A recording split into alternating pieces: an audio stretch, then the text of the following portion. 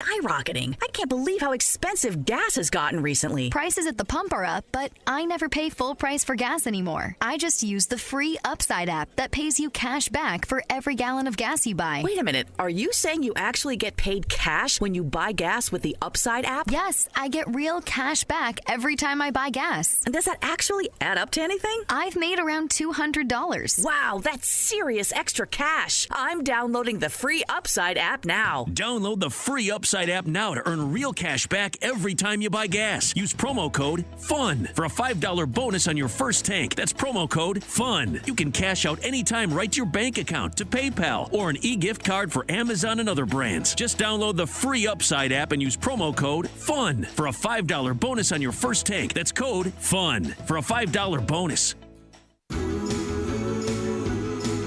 Hey, remember that one? That was big in the 60s, back when gas was like 30 cents a gallon, a house 22 grand, cigarettes a quarter a pack.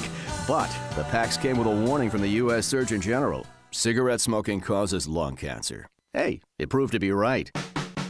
Music's changed, and so have prices. Gas is almost $3 a gallon. A decent house costs $250,000, and a pack of cigarettes is about $5. But now, there's another cancer warning from the U.S. Surgeon General. Radon causes lung cancer, and radon can cause lung cancer whether you smoke or not. Radon is an invisible, odorless gas that seeps into your home from underground. The only way to know if you have high levels of radon in your home is to have your home tested. The U.S. Surgeon General recommends it.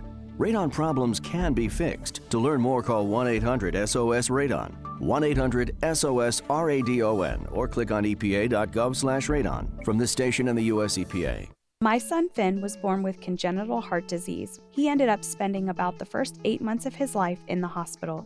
During that time, he endured 10 surgeries, including an open heart surgery. Starlight Children's Foundation has played an important role in my family's life. For 5 weeks when he was a baby, Finn lived in a Starlight Hero wagon.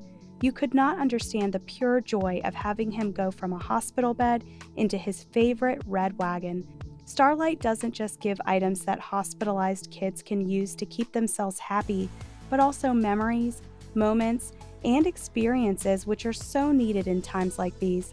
They allow sick kids to just be kids for a little while. The support that Starlight provides to families like mine is an integral part to creating happiness at a time when there's very little to be found. Learn more about how Starlight Children's Foundation brightens the lives of sick kids by visiting starlight.org today.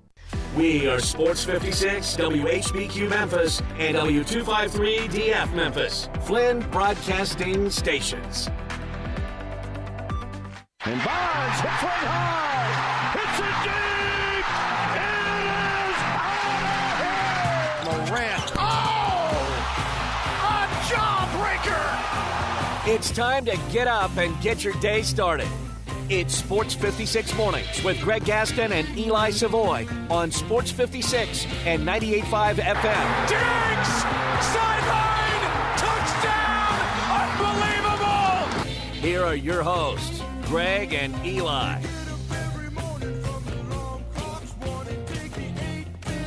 Good morning, everyone. Time to get up, rise, and shine. Get ready for your work day. Get ready for school. Yes, school underway. It is golf week in Memphis, and things start to heat up today. We welcome you into Sports 56 Mornings, the Tuesday, August 9th, 2022 edition. Greg Gaston, Eli Savoy, Zach Boyd. We're in the Family Leisure Studios at least one more day this week. We will be out at TPC Southwind starting tomorrow. Family Leisure, 2120 Whitten Road, just north of I-40, where family and fun come together. Their summer clearance sale continues. Coming up on the program today, we got a lot to get to.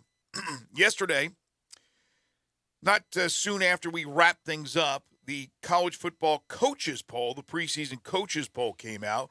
We will discuss that on the program today. We'll talk all things SEC football, college football in general with Connor O'Gara at 7:25, our Tuesday regular from Saturday Down South. As I mentioned, things heating up at the FedEx St. Jude Championship. Tee times were announced yesterday. Players will be having practice rounds today. There'll be some interviews that'll be done today. A number of the players trickled in Sunday, many of them yesterday. and we're involved in events all throughout the area. So we will discuss that. FedEx St. Jude Championship with round one scheduled for Thursday. There's some big news involving big television contracts with the Big Ten. SMU and their collective, one of their collectives, apparently is going to pay a pretty good and healthy amount of money to all their football and basketball players, which may give them the leg up in the group of five. A little bit more fallout from yesterday's news at the University of Oklahoma.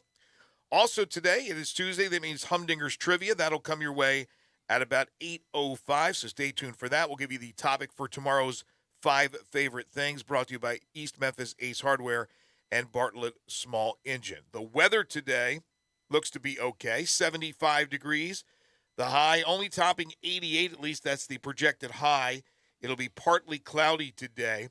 I mentioned yesterday that there was rain in the forecast for today. There is a little rain in the forecast for early this evening, but it doesn't look to be too much of an issue. Looks like more of a chance, better chance tomorrow for rain, and then maybe even a little lingering rain on Thursday, but should not really have much of an effect on the tournament, which the weather looks to be pretty darn good. That's the lineup. You can hit us up on the AutoZone listener lines by calling in or texting in at 901-360-8255. Get in the zone, AutoZone, or you can send us a message via Facebook, YouTube, Twitter, Twitch, the website, sports56whbq.com.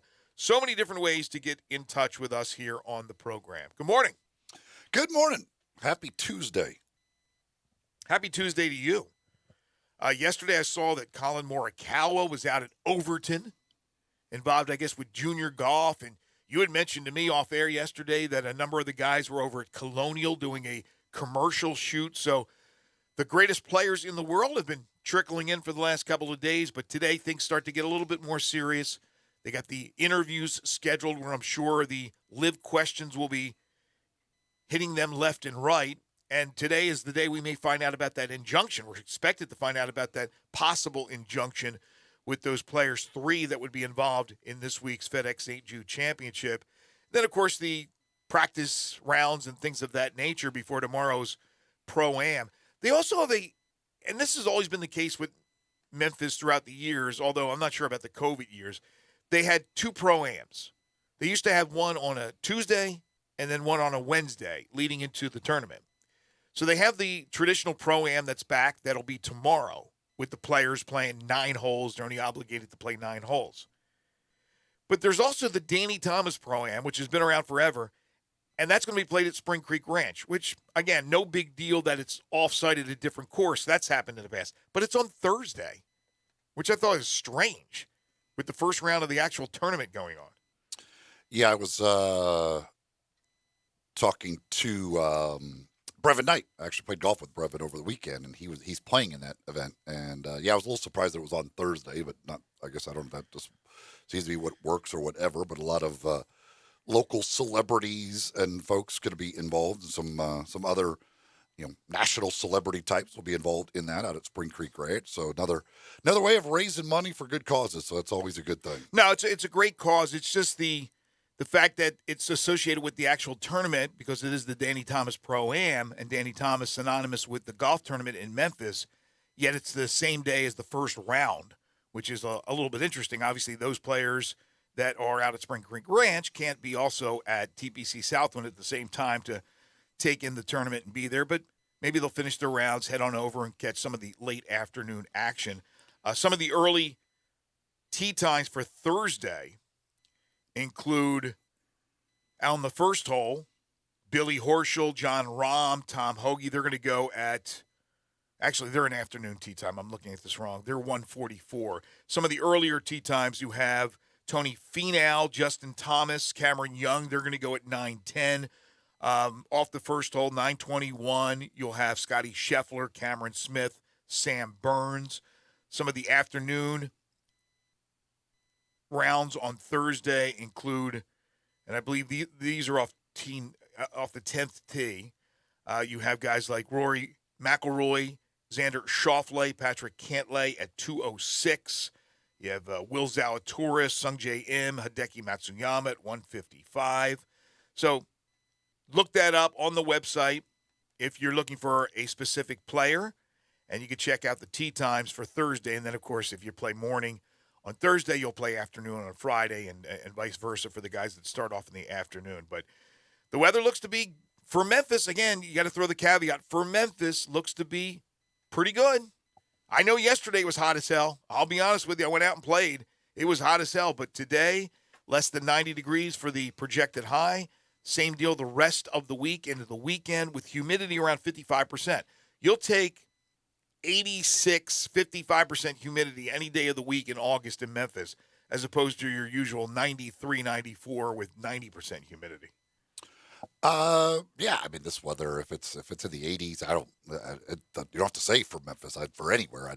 Temperatures in the 80s to go out and watch golf, I'm fine with that for sure. And that you mentioned the whole possible injunction. That hearing is at 3:00 Central Time today, I believe, is what that hearing is going to be.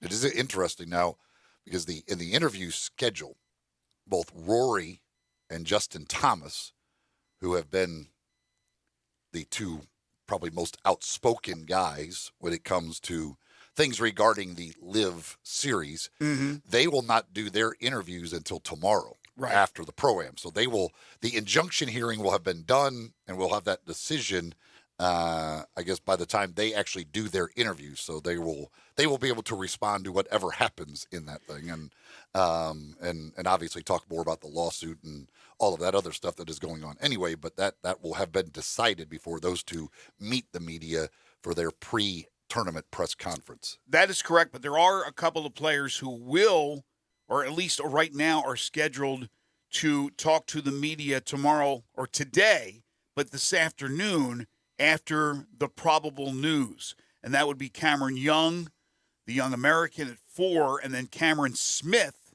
at 5:15. Now, earlier today, in fact, at 9:10, Scotty Scheffler. At 10 a.m., Tony Finau. At 3 is Sam Burns, so kind of right at that time.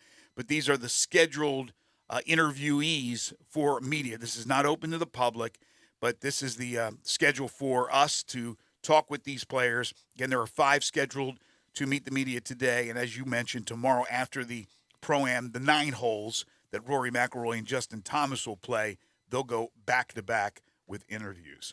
Before we move any further along with the sports world, and there's a lot to get into on the program today, sad news from the world of entertainment. Olivia Newton-John passed away yesterday at the age of 73. Young people probably won't know her, except if you say, maybe if you saw the movie Grease, you may know her. Absolutely stunning woman. I mean, a beautiful woman who had battled cancer for 30 years. She passed away yesterday at the age of 73.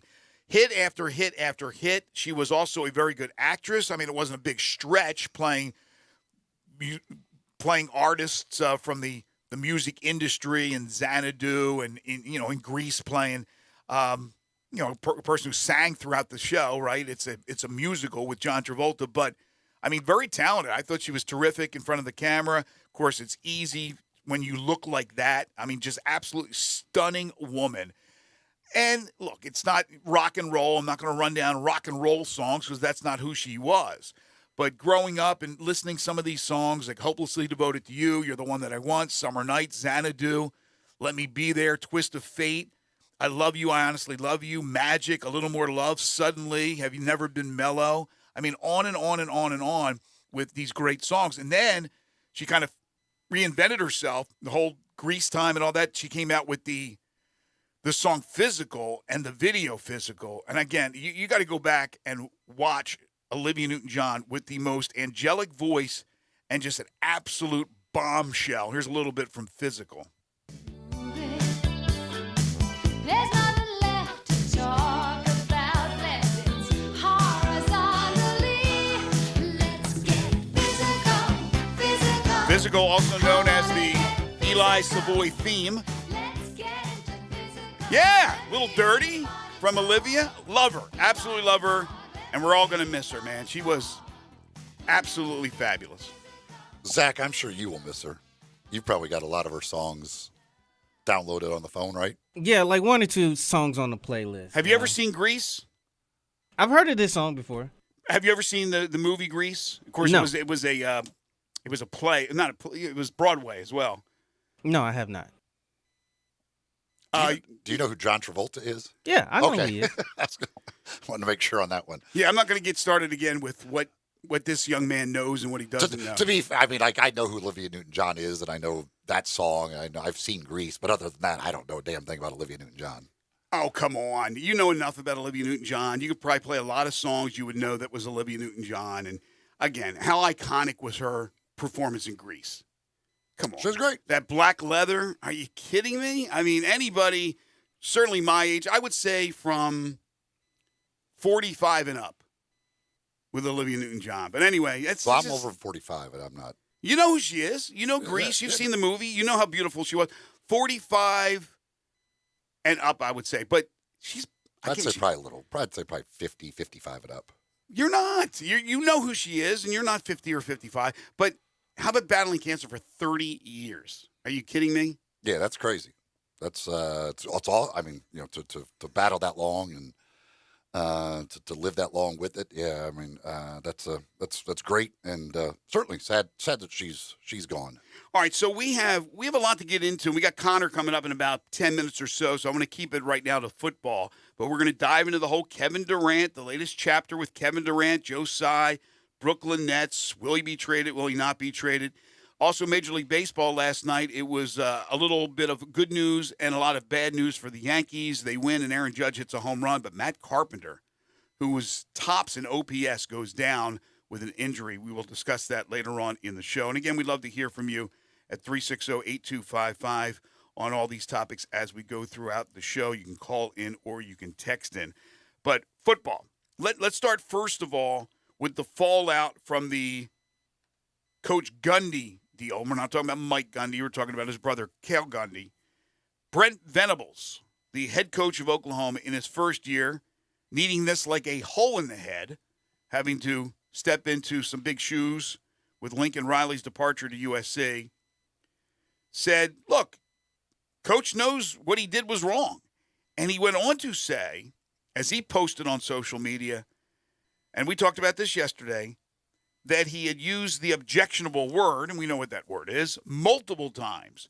Again, not just going up there and spewing this out, taking the, whatever it was, the iPad or whatever apparatus it was from that player, and then reading, and then going on and reading it continuously, dropping those N-bombs while he's reading it. Again, not coming from him, but reading what was there. It's still wrong, and he went on multiple times. So it wasn't just a one-time thing. Gundy stepped down. Whether or not it was a forced deal behind closed doors, we don't know. But you had Brent Venables come out yesterday, which I think is really good for him to come out and say what he did say. And he didn't mince words. Said an objectionable word. You can't say that word. He said it multiple times. He's to step down. He's no longer a part of our program. Yeah, this whole story, it seems like there's going to be more there. Gundy's daughter retweeting the statement from Venables, and in her words, saying that Venables told players to keep their mouths shut about what really happened and their heads down. I didn't see that. She said the truth will always come to fruition. It's only a matter of time. She then later deleted that tweet. This is Venables' daughter? Who'd you say? This is Gundy's daughter. Okay, sorry. It just seems like, I don't know, it just seems like there's might be more there. That we may not be done with this story. That more stuff could come out. Well, there might be more. Also, maybe a daughter kind of trying to protect her father. But again, we said it yesterday on the surface from the story breaking that he grabbed a kid's, again, I think it was an iPad, and maybe the kid wasn't paying attention, so he was trying to embarrass him. He goes up there, well, what's so important that you're not listening to me, and then reads it, and then goes ahead, and at first we thought just read right through it, and ended up reading an N-word that was on this writing, and then we think, well, okay, maybe that's a bit too far, resigning. Really? I mean, you didn't come up with the word. You weren't up there just throwing that out there. But then you hear that he just kept going and kept reading more of it, and there were more of those words there. So, Yeah, there may be more to the story, but I think the transparency of Venables at least coming out and saying what he did was very important. And I will still say this. If all he was doing is reading something, that's all he did was read what was on that iPad, I still do not have a problem with what he did. I don't care how much time the words was used. If all he was doing is reading something else, especially I don't know. I don't know if the iPad was from a black player or not, but if it was, if they're writing that and he's not paying attention, I have no problem with him reading what they wrote. Well, I bet you if it was a white player that wrote that stuff, that white player would be disciplined.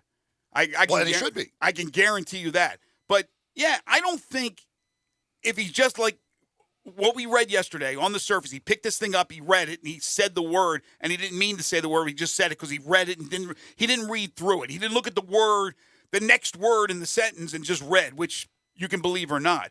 But on the surface, you go, okay, that's not something you should be fired for. And he wasn't. Supposedly stepped down on his own. We don't know if he was forced. But if he went and he kept repeating, because during the verses, there were more of those N-words. And apparently with Venables, he said there were.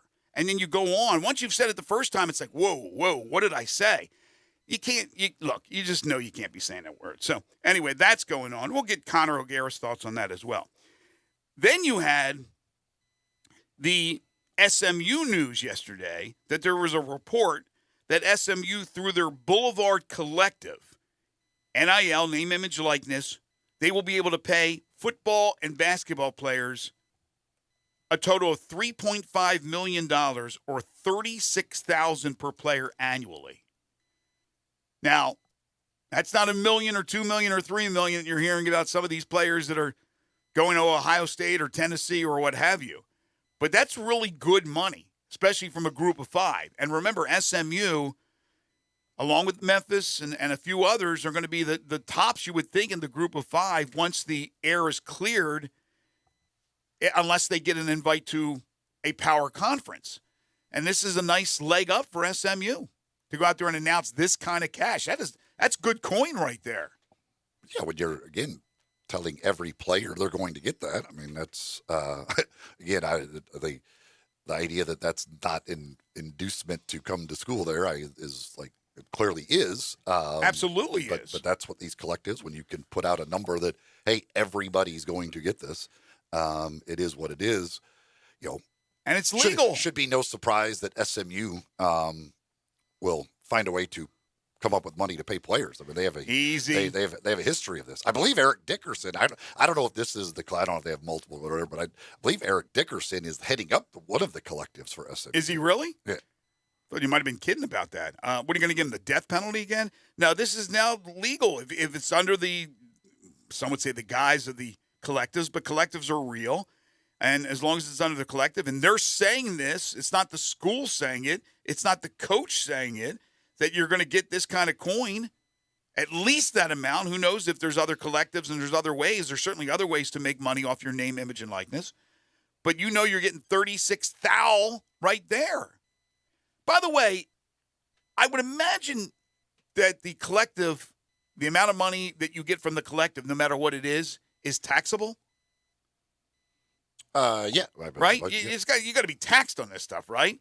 So, cut a third off right off the bat. But that's still good coin. So SMU announces it. It's going to be that type of war going out there until we have unilateral rules with name, image, and likeness. You're going to have other schools coming out and saying, we're going to be able to do this for a player. And you've already had that. So it's extremely important for Memphis. And we've had, one of their collectives, we had the guy heading that up on the show, and he was very good to listen to what they're trying to do. But, man, when you start throwing out numbers, it's extremely important. You got a leg up. Let's be honest. Not every kid is going to go for the money, but a lot of them will go for the money. Speaking of money, and this is why we're even in this position of name, image, and likeness, which we should be, with players making money, because of the incredible amounts of money that schools are making and that conferences are making. The report yesterday, and I don't know if it's official yet, but the report yesterday that the Big Ten is finalizing their media rights deal with CBS, Fox, and NBC, and for the first time in 40 years, Big Ten football and basketball will not be aired on ESPN. CBS, according to this report, expected to pay $350 million for that 3:30 Eastern, 2:30 Central time slot on Saturday to have those Big Ten games. This is not even a prime time game, and this is an incredible increase that the network is paying compared to what CBS paid for the SEC. Well, yeah, it's the crazy thing is it's not even they don't get the number one game. Right. They're the number two game. They were paying the SEC, I believe, $300 million for the first game. They're going to pay the Big Ten $350 million for the second game, which is, I mean, it's the total contracts for the Big Ten are going to be over $1 billion a year in all likelihood, which is it's mind-boggling how these TV networks will just continue to come up with more and more money for sports entities, especially college football and, of course, the NFL. It's crazy money that's out there. All right, so $1 billion a year for one conference's football and basketball. And remember, you got USC and you got UCLA in there to be able to use to add to the negotiation. So the negotiation was with USC and UCLA in mind to team with what all was there, which is a lot. Ohio State, Michigan, Penn State, go on and on and on and on. The question is, will the piece of the pie for every school in the Big Ten, including when the newcomers come in 2024, will that be more than the $75 million, which is what Notre Dame is looking to get from NBC annually to broadcast their games? And if it is, will it be enough to entice them to join a conference? So that's another question that's out there. There's a lot of questions. The estimates are that the Big Ten teams are going to be getting over $100 million a year. So okay, so if that's the estimate. And Notre Dame, I still think Notre Dame can get 70, especially with NBC going here and doing this one. We don't know what they're paying as part of this, but I would be stunned if they got $75 million, up from $15 million. So you're still stunned if they'll get 75. I am not. I said I don't believe, or I do believe that that's a 5 times increase. I still believe it, that they want to continue to have that separate entity. And now they have Notre Dame. Now they're football. going to have Big Ten games, so they don't. I mean, they're not even necessarily needing the program. No, but still to be your solo, to have your own network, to just be separate from everybody. That's the way it's been for them. Well, that's for Notre Dame, but that doesn't mean NBC wants that. I think they do. I think they want to have that separate entity. I don't know. Maybe I'm missing the boat here with this new deal, but let's get more of the opinion of an expert in Connor O'Gara. We'll do that when we return. We're just underway on a Tuesday. This is Sports 56 Mornings with Greg and Eli on Real Sports Talk. Sports 56 and 98.5 FM. Broadcasting from the Family Leisure Studio, we are Sports 56 and 98.5 FM. Getaway Sports Bar, the best kept secret in town, open noon to 1:30 a.m. 7 days a week. Garvin, the owner, created this SEC NFL Dream Bar over 20 years ago. You'll never miss a minute of action. 10 TVs, 5 70-inch TVs for all the big games. Rack them up on 6 pool tables. Coldest beer in town, grab you a pool stick and get you some good bar grub. 100% Angus burgers, big and moist chicken tenders. Daily happy hour Monday through Friday, 2 to 6 p.m. with long neck domestics, $2.25. Getaway Sports Bar, 4632 Winchester.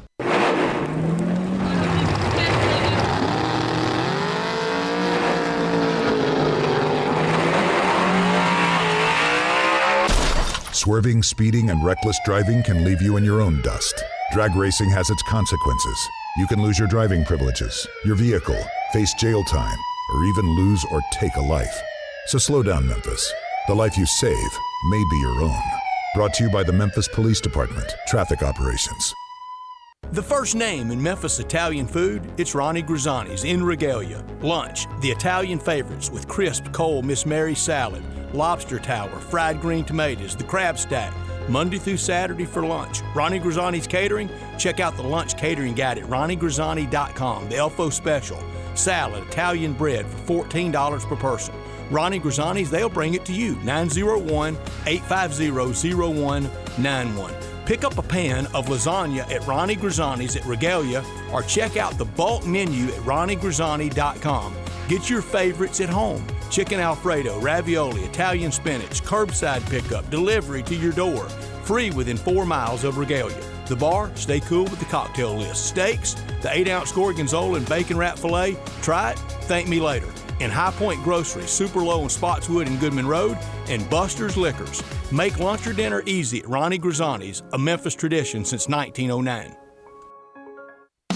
Brian Elder's Roofing Solutions. Chris Price here for Brian Elder Roofing. Have you been turned down by your homeowner's insurance in the past 12 months for damage you believe you're owed? Call Brian Elder Roofing now. Our professionals will do a no-obligation, thorough evaluation of your property and document all damage we find. Our fully certified Hague inspectors are trained to identify storm damage to assess and build a full estimate in a language your carrier will understand. If there is no damage found, we will tell you just that. We build a data file of your actual storm damage for your carrier, all at no cost to you, free.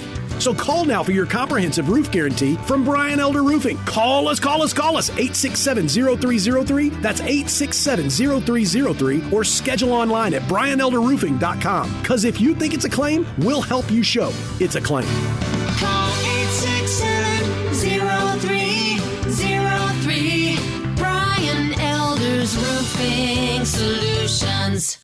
Are you tired of living with chronic pain, knee pain, joint pain? Listen carefully, because now there are new regenerative treatments available here. Hi, this is Greg Gaston. QC Kinetics, the nation's leader in regenerative medicine, is now open, giving lasting relief to people with joint pain, using the latest in precision medicine with natural biologics. It's an exciting non-surgical approach that can restore and repair damaged tissue in your joints and get you moving again. QC Kinetics has over 100 clinics nationwide and has treated thousands of patients with an incredible success and satisfaction rate. If you've got pain in your knees, shoulders, hip, or back, you need to check out these new treatments. They can actually help your body restore and repair itself with no downtime, no drugs, no surgery. Call now to schedule your free consultation with the local medical professionals at QC Kinetics. 901-445-1010. That's 901-445-1010. 901-445-1010.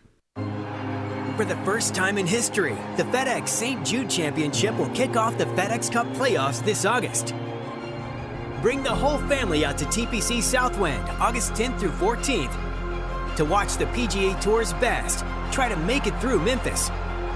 Enjoy a variety of family-friendly activities throughout the course, food from local restaurant favorites, and more. Daily grounds and upgraded tickets are available now at FedExChampionship.com.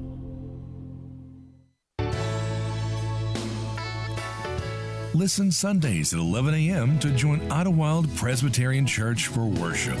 Idlewild is a PCUSA church located in Midtown Memphis. Sports 56 traffic. This Sports 56 traffic update is brought to you by Chet Winsett with Cry Like Realtors. Chet is changing lives one house at a time. Check with Chet. Chet Winsett with Cry Like Realtors. Right now, we're working a couple of accidents this morning. Accident on Poplar at Kimbrough, dealing with the overturned vehicle there. And then accident on Shelby at Sycamore Road near Collierville High School, dealing with the accident there. Keep it right here. This is your Sports 56 traffic update. Now back to Sports 56 Mornings. Good morning. On Sports 56 and 98.5 FM. Here once again, Greg Gaston and Eli Savoy. 77 degrees at 7:30. Get up to about 88 today. Partly cloudy skies. Possible rain shower early this evening. We welcome you back to Sports 56 Mornings. It's Tuesday. It's time for Connor O'Gara. It's time to talk some SEC and college football. Joining Greg and Eli is Connor O'Gara from SaturdayDownSouth.com. Now, here's Connor O'Gara with Greg and Eli. He is the senior national columnist for Saturday Down South, Saturday Tradition. You can follow him on Twitter at CJ O'Gara. Catch him every Tuesday right here on Sports 56 Mornings. He is the aforementioned Connor O'Gara. What's going on, Connor? Gentlemen, doing well. I just every time I see the countdown to college football, the start of it, I feel like it's actually long, and I feel like we do it for. I feel like I realize once we get inside 100 days, everybody wants to do it, but I think we need to just kind of put it on the back burner. I don't know if that's a fire take or whatever, because when I think about it in terms of weeks, I'm like, oh, there's still like 3 weeks left. It feels like it's so much less when we've been talking about it like that for so long. Well, that's the thing. Like, we look at like media days hit, and so you start talking about it, and that's like, well, that's still 6 weeks from that point till we actually get to some football. So it's a long time. I'll take it, because doing that in July, if we were doing that right now, or if we had that coming up in a week, that would be a lot. That would be like, all right, and it wouldn't work obviously because, guys have camp and whatnot. I don't mind doing it, third week of July, the way that we do it, but it does kind of feel like the calendar, for whatever reason, I don't know, the calendar hasn't changed. I'm just somebody who's struggling with the basic elements of time here. But yeah, it does kind of feel like, oh yeah, we actually go kind of back on vacation for a little bit before everything really gets going. Well, I think you're right. I think there's something to that. Now, here in Memphis, we have the FedEx St. Jude Championship, so we're concentrating on golf all this week. And you turn around the next week, and you're just a couple weeks away. The 27th are the first game. So, yeah, we're like little kids getting ready, for Christmas. You're a month away. The anticipation for it, we're still 30 days. We're still 27 days away. But here's the thing. Once it starts, you know how quickly it goes. Because each week, the anticipation for the next weekend's games, and lo and behold, all of a sudden, you're into December. So it'll go quickly. Let's cherish it. Let's enjoy it, as we always do. And there's a lot of stories. There's a lot of stories on the field with camp and quarterback battles and other battles for starting positions going on, but a lot of stuff off the field. Now, let me start with the coaches poll that came out yesterday after we left the airwaves. No surprise, Bama, 54 first-place votes. They got the 1 spot. Ohio State, 5 first-place votes. They got the 2. And the defending champions, Georgia, even though they got 1 more first-place vote than Ohio State, they got 6 total first-place votes. They finished 3rd in total points. So Bama, Ohio State, Georgia. I think you reacted. I'm pretty sure you reacted to Texas getting a first-place vote. I guess the Longhorns are back.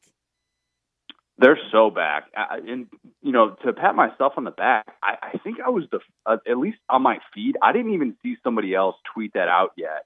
I clicked on the coaches poll instantly, and I always look for crap like that. I mean, that is way more interesting to me than being able to figure out, like, oh, how many first-place votes did Bama get or whatever. Like, oh, I wonder what Texas A&M is right. No.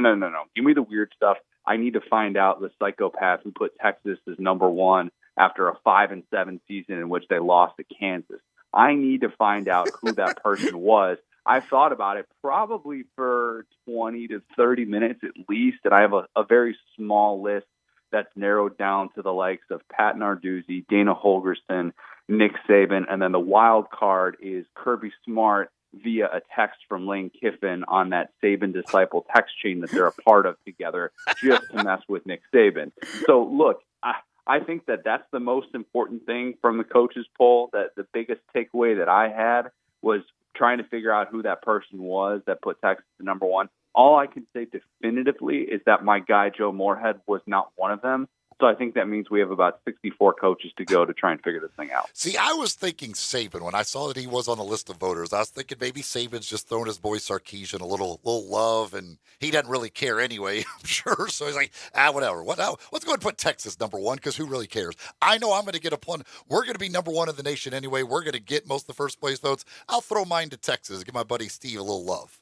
They have him in week 2 also, so Saban gets to say to his team, hey, guys, there are people saying that they're the number 1 team in the country.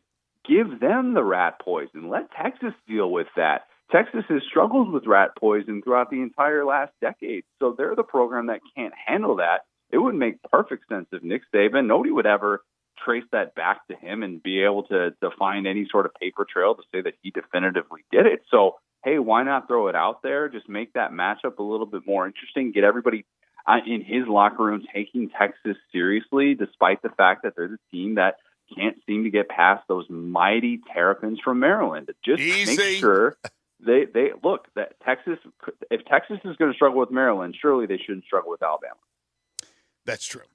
All right, so the story we were just discussing before we brought you on was the story, or is the story, about the Big Ten. And I know they're finalizing, according to reports out there, I'm not sure where they are as far as signing on the dotted line, but finalizing this media rights package, which will be CBS, NBC, and Fox, according to reports. And for the first time in 40 years, not include ESPN for Big Ten football and basketball.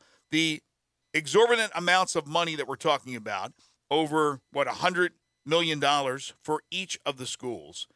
It's hard to put these into words, how much money we're talking about here, because this is the second, this is not the first, this is the second CBS game, as opposed to the SEC on CBS was the first game, right? It was the number one game in the afternoon on Saturday. This is the number two, and we're talking about more money than what CBS paid the SEC. So put these thoughts into words now, Connor, about what just happened here, if it does go through, and it apparently will. It seems like college football and the way that we watch it is changing drastically. That's what this feels like. And if that's going to happen in 2023, what a weird thought that would be to all of a sudden have all these Big Ten games that are just away from ESPN. And one of the things that I hate is all the Big Ten fans who are going to watch the college football playoff show, at least through 2025, and argue about how ESPN hates the Big Ten and how this is all about their ratings and they don't want anybody from the Big Ten in the college football playoff and all these conspiracy theories that are going to come out. And I can't stand that, because I think it's ludicrous that there are so many Big Ten fans who have been banging that drum for a long time. Even Ohio State fans who are upset that ESPN has this deal with the SEC when ESPN has been locked arms with the Big Ten as well. So it's just a silly rationale in my opinion. But it's going to be strange to see a network try and make it big away from ESPN. We haven't really seen that in this modern era work to success.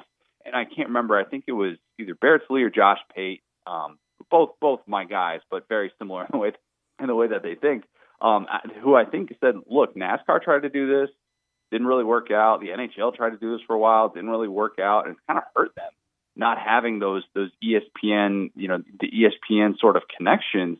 And it'll be interesting to kind of see the way that it plays out for the Big Ten and if it's going to have that big game feel.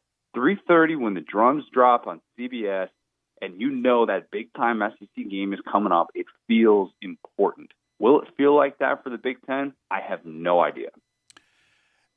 Yeah, I mean, and not looking at schedule, the weird, or not knowing what the schedule will be, but the weird thing, again, with it being the second game, if you knew they were getting that first choice every week, you're probably going to get certainly one really good matchup every week in the Big Ten that you're going to be able to put on there. And it's going to be a big game because it's going to be two really good teams. We're talking about the second game every week. You might have to, it may not be quite as good, and it'll be weird, certainly at first, there's no doubt. And I do wonder, I guess that the thing comes to, because people, when the NHL did it, people talk about how, basically ESPN didn't act like the NHL existed anymore. They wouldn't show highlights. They just wouldn't do hardly anything. I mean, they're not going to be able to ignore the Big Ten because you're going to have highly ranked teams in there. They're still going to be very much a part of things that ESPN does. But it will be interesting to see because, as you said, it's kind of an experiment that we just haven't seen a conference do. And by the way, have you guys watched any of the Fox programming where, Fox pregame show or something like that, or FS1, and heard about how much they talk about the SEC? Because it's not a ton, despite the fact that the SEC is the conference that has won a national championship in 12 of the last 16 years.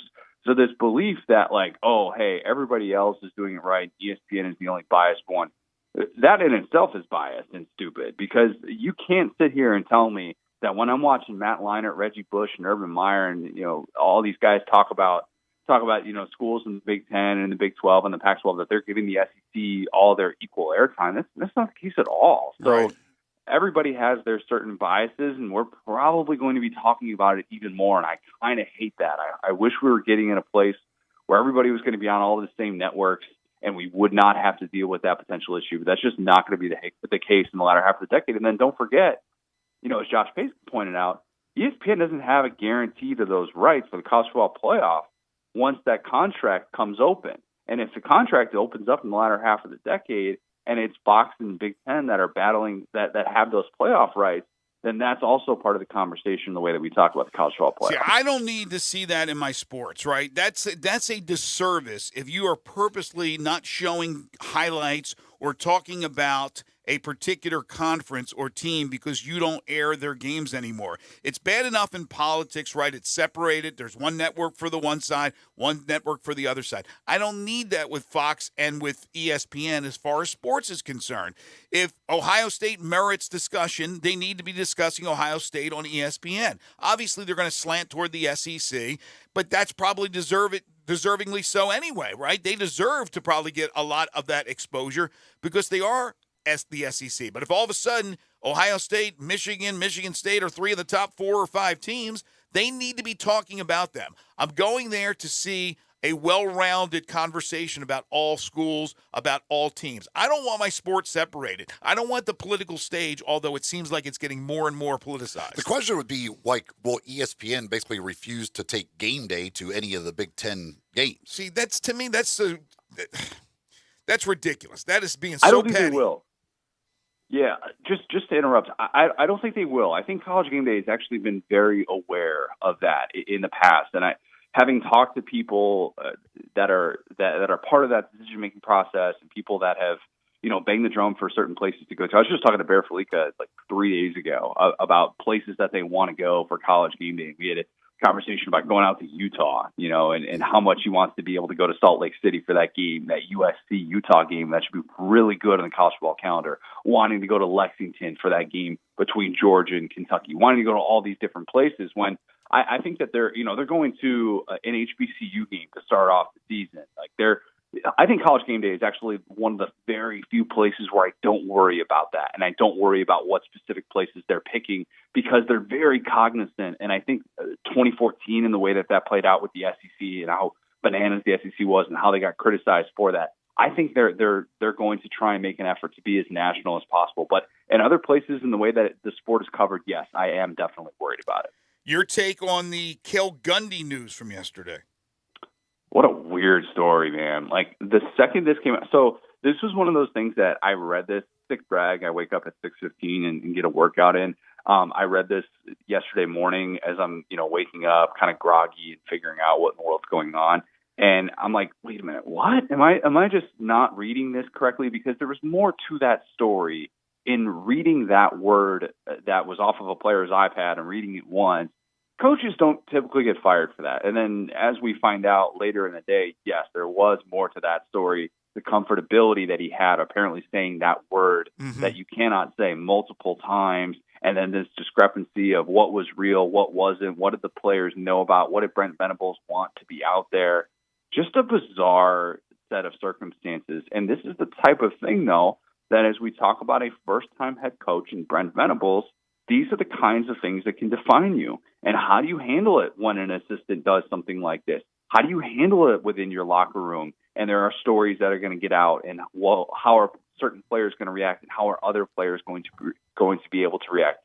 It is not easy, and when this type of thing happens in August, it just kind of makes you go, man, this is not a given that you're going to be able to have everybody on the same page, especially when some people are recruited by the other coaching staff, Cale Gundy, who's been in Oklahoma forever, and to have something like this come out, it's just a very, very strange thing, and it is not a positive development to have that happen at the beginning of fall camp. Yep, I'm with you 100%. He's Connor O'Gara, senior national columnist for Saturday Down South, Saturday Tradition. You can follow him on Twitter at CJ O'Gara. Catch him every Tuesday right here on Sports 56 mornings. So another week, we got to wait until maybe we talk some actual football and some competition that's going on for particular jobs at particular places around the SEC. We'll do that next week, I promise, folks, unless there's more off-the-field stuff, which unfortunately there usually is. He is Connor O'Gara. Connor, thank you. Have a great week, man. Always great to talk to you.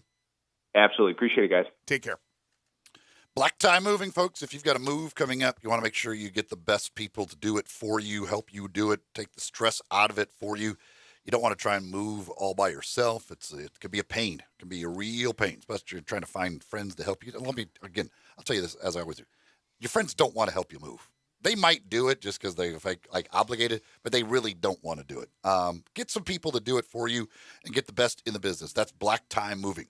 901-316-6196. 901-316-6196. Or go to blacktimemoving.com/Memphis. They'll sit down with you, come up with a plan for you, whatever you need them to do for you, and whatever fits your budget. They'll give you a no obligation quote up front, so you know exactly what it's going to cost as well when you get the folks from Black Time Moving on your side. Whether you're moving across town or across country, whether it's your home, whether it's your office, whatever you need, the folks at Black Time Moving are there to help. Give them a call, 901-316-6196, or go to blacktimemoving.com/Memphis. When we return, got a little Major League Baseball news from last night. We'll also let you know what the topic will be for tomorrow's 5 favorite things. This is Sports 56 Mornings with Greg and Eli on Real Sports Talk, Sports 56 and 98.5 FM. Be sure to follow us at Sports 56 WHBQ on Twitter, Facebook, Instagram, and YouTube to watch live video of our shows, stay up to date with station events, and have chances to win prizes. Don't miss out on anything that's going on. Follow us at Sports 56 WHBQ. Hilltop Wine and Spirits, 7034 Highway 64 in Oakland, has the best prices on hundreds of your favorite brands of wine, beer, and spirits. Not sure how things taste? That's why there's a tasting room. Enjoy taste testing wine, spirits, beers, craft beers, even after dinner drinks. You have all kinds of special occasions coming up, and Hilltop Wine and Spirits can help you make those occasions memorable. You got a corporate event, a reception, an anniversary, or just a birthday with friends. Find the best selection and prices at Hilltop Wine and Spirits, 7034 Highway 64 in Oakland. Gabe? Okay, here's the idea. Well, let's just jump right in. A Central Barbecue race. What are you talking about? We race to see which one of us can go to each of the 4 Central Barbecue locations and eat at each one faster. You mean eat at all 4 in one day? As fast as you can. Does everything have to be a competition with you? Life is a competition, my friend, and this way we get to compete and eat. That seems like a lot of food. Do you want to be a winner or not? Well, yeah, I guess. Well, you're not going to be. There can only be one winner of the Great Central Barbecue Race, and that's going to be me. The Great Central Barbecue Race, so you've already named it. Named it? I've already printed posters. For over 8 decades, America's farmers have counted on the Little Red Tractor from Case IH, the Farmall, to help them make short work of their demanding chores. Well, Mid-South Ag can show you they aren't just for farms anymore. With horsepower ranging from 30 to 105, plus an army of attachments, they can tackle every chore on your to-do list, from hauling and mowing to loading and towing and then some. Stop by Mid-South Ag Equipment or call 662-890-3141 to find a Case IH Farmall that's right for you. Got chronic joint pain? Not having success with steroids, but trying to avoid surgery? Well, thankfully, there's a better way. And it's now available here from the medical professionals at QC Kinetics. Hi, this is Greg Gaston. I'm talking about new therapies, advanced all-natural biologics, regenerative treatments that can restore and repair damaged joint tissue, providing lasting relief with no drugs, no surgery, and no downtime. QC Kinetics is the nation's leader in precision regenerative medicine with over 100 clinics across America and literally thousands of satisfied patients. If you've got joint pain due to arthritis, knee pain, hip pain, shoulder pain, don't just think the old ways of dealing with pain are the only ways. You need to learn more about these new biologic therapy options that can change your life. Call QC Kinetics now. It's a free consultation with local medical professionals. Call 901-445-1010. That's 901-445-1010. QC Kinetics, 901-445-1010. How do you grow your business without spending more on credit card fees? Call Blake Jones, your local Mid-South Advanced Merchant Services representative. He works with your business to help it grow instantly. Small business owners already have enough cost. Let Blake Jones help you lower your credit card processing cost risk-free. Absolutely no cost to you, the small business owner. Call 662-408-9324. That's 662-408-9324. Call Blake Jones today and start saving money tomorrow. Now back to Sports 56 Mornings. Good morning. On Sports 56 and 98.5 FM. Here once again, Greg Gaston and Eli Savoy. Starting tomorrow, we'll be out at TPC Southwind for the FedEx St. Jude Championship, broadcasting all day long, starting with our show at 7 a.m. Wall-to-wall coverage of the FESJC tomorrow, Thursday, and Friday live from TPC Southwind. All right, tomorrow, 5 favorite things. We do it each and every Wednesday. It's brought to you by East Memphis Ace Hardware and Bartlett Small Engine. Your 5 favorite college football traditions. Your 5 favorite college football traditions. That's tomorrow's 5 favorite things. Major League Baseball. What qualifies as a tradition? Well, it's something that has happened a lot over the history of that program, whether it be, the running of, what's his name? Ralphie coming out running at the beginning of the game, and anything like that. I mean, what's the name of the Florida State Native American? Is it Osceola? I don't know who it comes out with the dotting of the I with Ohio State. Anything like that. That's it's like tailgating in the Grove, a tradition. Yes. Okay. Yeah, I would think absolutely a tradition. So, your 5 favorite traditions, college football traditions, and again, that's it's pretty broad, but I think you kind of get the idea. Something that's happened multiple times. If it happened just one time, it's not a tradition. We'll do that tomorrow. All right, baseball last night. The Yankees got off the schneid. They got a win at Seattle, 9-4.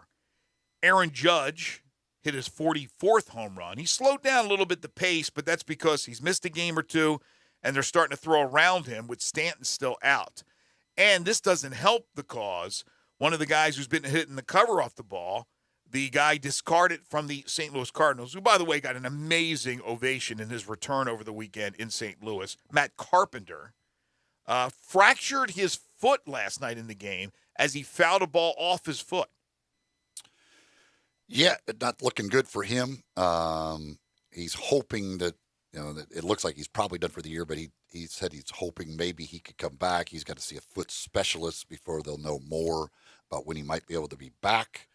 But yeah, it's fractured foot this time of year. It'll be tough, but maybe he'll find a way to get back in time for the playoffs. Look, they have a lot of bats. There's no question about it. But Stanton, who is expected to return, how healthy will he be? Will he get hurt again? It's an annual tradition, like none other. Then you have now Carpenter, who's been having a great year. You still have LeMahieu. You still have Rizzo. You still have Torres. You still have these bats. Of course, Judge leading the way. But you start to wonder about some of these injuries adding up for the Yankees. In the meantime, the Padres go out there. They make all these deals. They still don't have Tatis Jr. back, but they got Soto and company, Drury, Bell. They were beaten up by the Dodgers. Then last night they get shut out by the Giants. So me, being the astute baseball handicapper I am, go ahead and throw a bunch of money on all these different Padres to hit a home run last night. They get shut out. I at least want a little something, a little effort for my money. Just give me a little effort. 0. I thought we just started to talk about the Padres when they made these trades of this unbelievable offense. Yeah, 1-0 loss. They actually did. They had a run on the board briefly, but then the call was overturned, which I still not mad. To me, I didn't see that. It was tough to overturn it. It looked very, very close. Brandon Drury thrown out at the plate. But yeah, so it's the new era of the Padres is not off to a good start. They're you get swept by the Dodgers. Now you're playing the Giants, who have been struggling. They beat you 1-0. So they need Tatis back in a hurry apparently, and they got to get some things figured out because again, they're not going to win the division, so the division doesn't matter. But they want to make sure they put themselves in at least the best position possible in the wild card race. Yeah, and you waste a great pitching performance. Who was that? Snell last night? Yes. You waste an unbelievable pitching performance. From the world of football, just reported by Ian Rappaport, All-Pro linebacker Roquan Smith of the Bears requesting a trade. He has actually put out a statement. It's pretty. He is not really holding back on the Bears and their front office. We'll get to that coming up after the break. It's you don't see this very much from a player. I mean, he just blatantly calls out the Bears front office. Yeah, you knew something was up, especially this time right now. Camps have already been open for a week to 10 days, and all of a sudden now, this is not a guy who's mad because he's not getting playing time or anything like that, losing a starting job. This is an all-pro linebacker in camp. So we will discuss that when we return. We will talk about the Kevin Durant situation with the Brooklyn Nets. Interesting. Another turn in that soap opera yesterday. We'd love to hear from you at 360-8255 if you'd like to hit us up on the AutoZone listener lines. You can call in or text it, 901-360-8255. Get in the zone, AutoZone. Pinnacle Roofing and Restoration for all your roofing and home repair needs. Call Brandon McCullough at 901-438-5084. That's 901-438-5084. He's the owner of this company. Again, locally owned and operated. You can go online to find out more about the company at newroofmemphis.com. Look, if you need a roof, there's nothing you can do about it, right? You got to get it fixed. They will work with your insurance company. They'll work out of pocket, whatever it takes, and they offer financing. Many different plans and options, including a 6, 12, or 18-month same as cash option. So they will make it affordable for you. Again, there's nothing you do. If you need a new roof, you got to get a new roof. Pinnacle is part of the Roofs for Troops program. Any veteran, active, or retired, you get a $250 rebate on the purchase of a new roof. They do residential and commercial roofing. So business owners, property managers, listen up. Of course, homeowners as well. If you have a leak, any other roofing damage, you call Brandon today. They'll come out and do a free roof inspection. They're licensed, bonded, and insured, and a member of the Better Business Bureau. You get a 5-year labor warranty on the purchase of a new roof, and all their work is satisfaction guaranteed. And don't forget about the $100 referral fee for all new roofs. So you know somebody who needs the new roof or whatever the case may be, you tell them to go with Pinnacle. Pinnacle will give you $100 for that referral. Pinnacle does carpentry work, exterior painting. They can replace gutters and put up fencing, siding, rotten wood repair. They can take care of it. Shingles, they can install those. Again, if you can do it yourself, great. More power to you. If not, call the experts like I do at Pinnacle Roofing and Restoration. Quality work at a very reasonable price. Again, call Brandon McCullough. Tell them you heard it here on Sports 56 Mornings. They've been with us for years now. 901-438-5084 or online at newroofmemphis.com. Hour number 2 on the way. This is Sports 56 Mornings with Greg and Eli on Real Sports Talk, Sports 56 and 98.5 FM.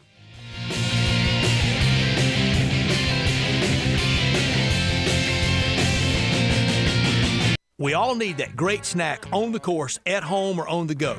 Golf Sticks Pretzels Twist hits the spot. STIX. Go to golfstickspretzels.com and order now. The company is in West Point, Mississippi. Buy by the case, 3-ounce golf sticks, 12-bag count, 12 individual 3-ounce bags for $24. Buy by the case, 3-ounce case, 36-bag count, 3 ounces per bag, $42. In all the area golf shops like TPC Southwind, Spring Creek, Miramichi, Memphis National, Timber Trust, and of course at Old Waverly and Mossy Oak Golf Club with the company right there in West Point, Mississippi. Guaranteed a birdie in every bag. They provide a delicious, healthy snack for athletes, fans, and it promotes the great game of golf. Proven to be the best tasting pretzel, Golf Sticks Pretzels coated with specialty seasoning, paired with a buttery crunch that will power you through any season. Make it your second golf bag.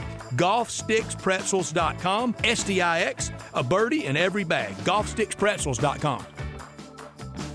Hey Mid-South, the end of summer is almost here. Kids are getting ready for the new school year, but I'll be left behind unless I get my rear in gear. Colin Johnston here from DeSoto Auto Sales, and I need your old ride. So if you bring your keys in, I'll help you end the season on a high note. You could get up to $4,000 more than Kelley Blue Book value for your old ride. So don't spend another minute in a car you hate. Trade up when you trade it in today. Even if you've had credit problems in the past, my For the People credit approval process works. So if driving your current car is getting old, bring your keys in and you could get the deal of the season. Up to $4,000 more than Kelley Blue Book value for your old ride. But hurry, offer ends at my end of season Keys In sales event. I'm Colin Johnston, your dealer for the people. See all the cars at DeSotoAutoSales.com. That's DESOTO Autosales.com. Credit requires bank approval. Negative equity may be refinanced. Trade-in condition determines actual trade allowance. Kelley Blue Book is a registered trademark of the Kelley Blue Book Company Incorporated, which is not affiliated with DeSoto Auto Sales. Offer absolutely ends on August 31st, 2022.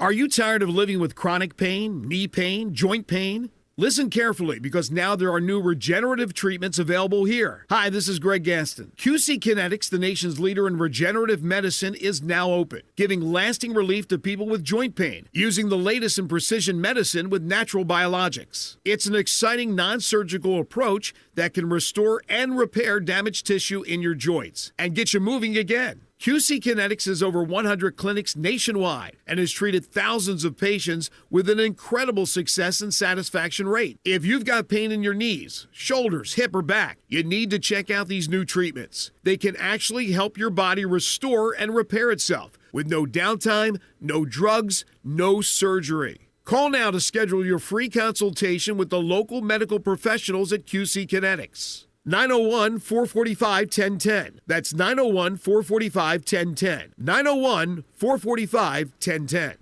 First National Bank and Trust, with its roots in Eastern Arkansas as a division of First National Bank of Eastern Arkansas, now firmly in West Tennessee. Eastern Arkansas's largest independently owned bank now in West Tennessee.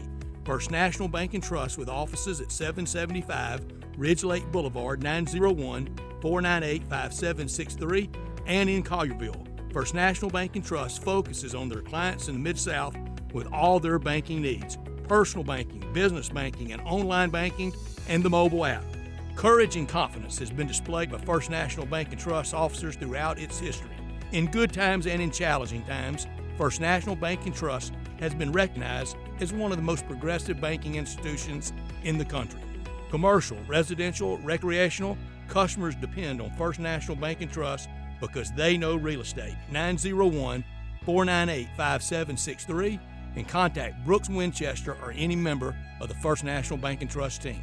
Simple, smooth, and every sip as easy as the last. Tito's handmade vodka tastes just as good with tap water as it does with your favorite mixer. Back in the day, Tito distilled, hand bottled, taste tested, sent to a few friends, then taste tested again to give you the finest juice around. No frills, no flavors, no fancy labels, just the good stuff. Just Tito's. For recipes, videos, and more, visit Tito'sVodka.com. Distilled and bottled in Austin, Texas, 40% alcohol by volume, namely 80 proof, crafted to be savored responsibly. We are Sports 56, WHBQ Memphis, and W253DF Memphis. Flynn Broadcasting Stations. Sports 56 traffic. Right now, we're working an accident on I-40 West at the Chambers Chapel Road overpass. It's I-40 West at the Chambers Chapel Road overpass. No other accidents to report. We might be dealing with spotty delays at different parts of the city, but no other accidents to report. Keep it right here. This is your Sports 56 traffic update.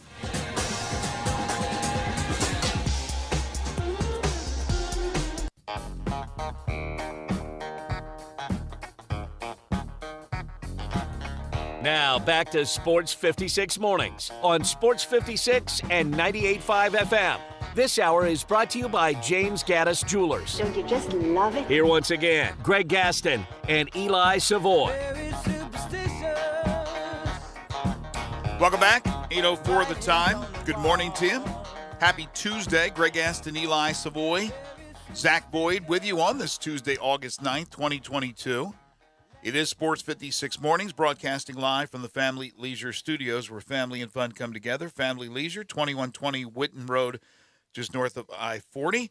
The rest of the week will be on location at TPC Southwind starting tomorrow. Second hour of the program is brought to you by our friends at James Gaddis Jewelers. For all your bridal engagement and anniversary jeweler headquarters, you know you have to go by and see the folks at James Gaddis Jewelers. Heck, they've been at that same East Memphis location for a quarter century. James has all the credentials. He's a master jeweler, certified appraiser, diamondologist, and graded by the Gemologist Institute of America. Listen, they know that there's a price point for everybody out there, right? They know that, one person may be able to afford a $10,000 diamond ring. Others may not be able to afford a $3,000 diamond ring. They make sure there's a price point for everybody out there so it's affordable, right? When you are looking to get engaged, when you're looking for that beautiful engagement ring, those wedding rings, that's why they have sold so many over the years. And all their diamonds are independently graded and certified. So they know there's a lot of competition out there, and there certainly is. So again, they make sure that they take care of you. They have a price point to suit your budget. But it's more than just those beautiful diamond engagement rings, wedding rings. They have tons of watches. They have the Rolexes, the new and the pre-owned, other brands as well, custom-made jewelry, fine gemstones, bracelets, necklaces, estate and vintage jewelry. They're always adding to those collections. They have the experts to help you pick out that beautiful wedding ring, but also if it's just a simple cleaning you need a resetting of your ring, they can do that for you as well, right? Finger swell, they get thinner. You need a resetting, you need a refitting, they can do that for you. Layaway and financing is available. Go see James Gaddis Jewelers. Tell them you heard it here on Sports 56 Mornings, 4900 Poplar between Mendenhall and St. Nick, and on the web at gaddisjewelers.com. All right, so We started the show. We were talking about the FedEx St. Jude Championship. We got our Humdingers trivia coming up in just a second. I did want to correct something, though, because I gave out wrong tee times.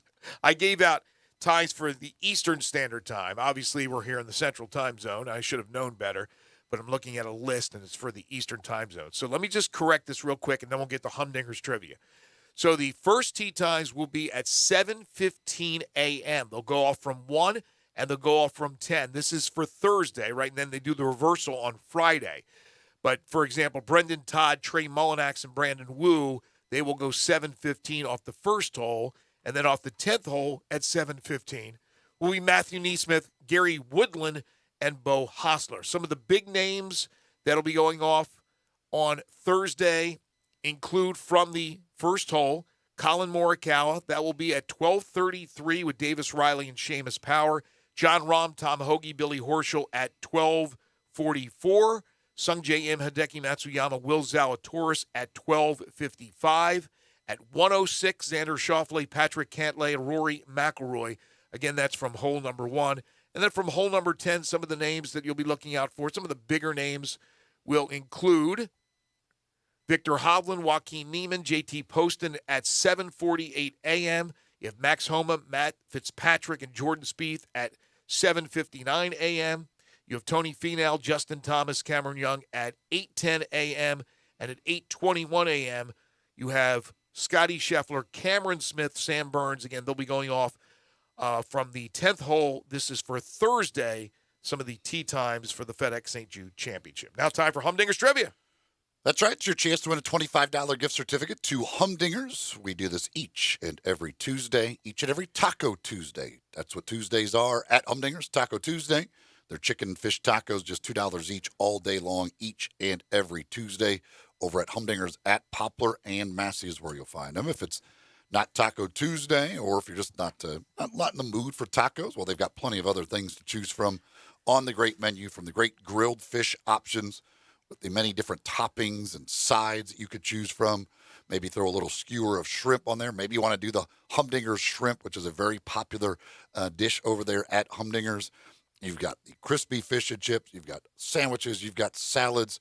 You got the chicken. You get all kinds of different things that you could choose from at Humdingers. But again, each and every Tuesday, it is Taco Tuesday at Humdingers.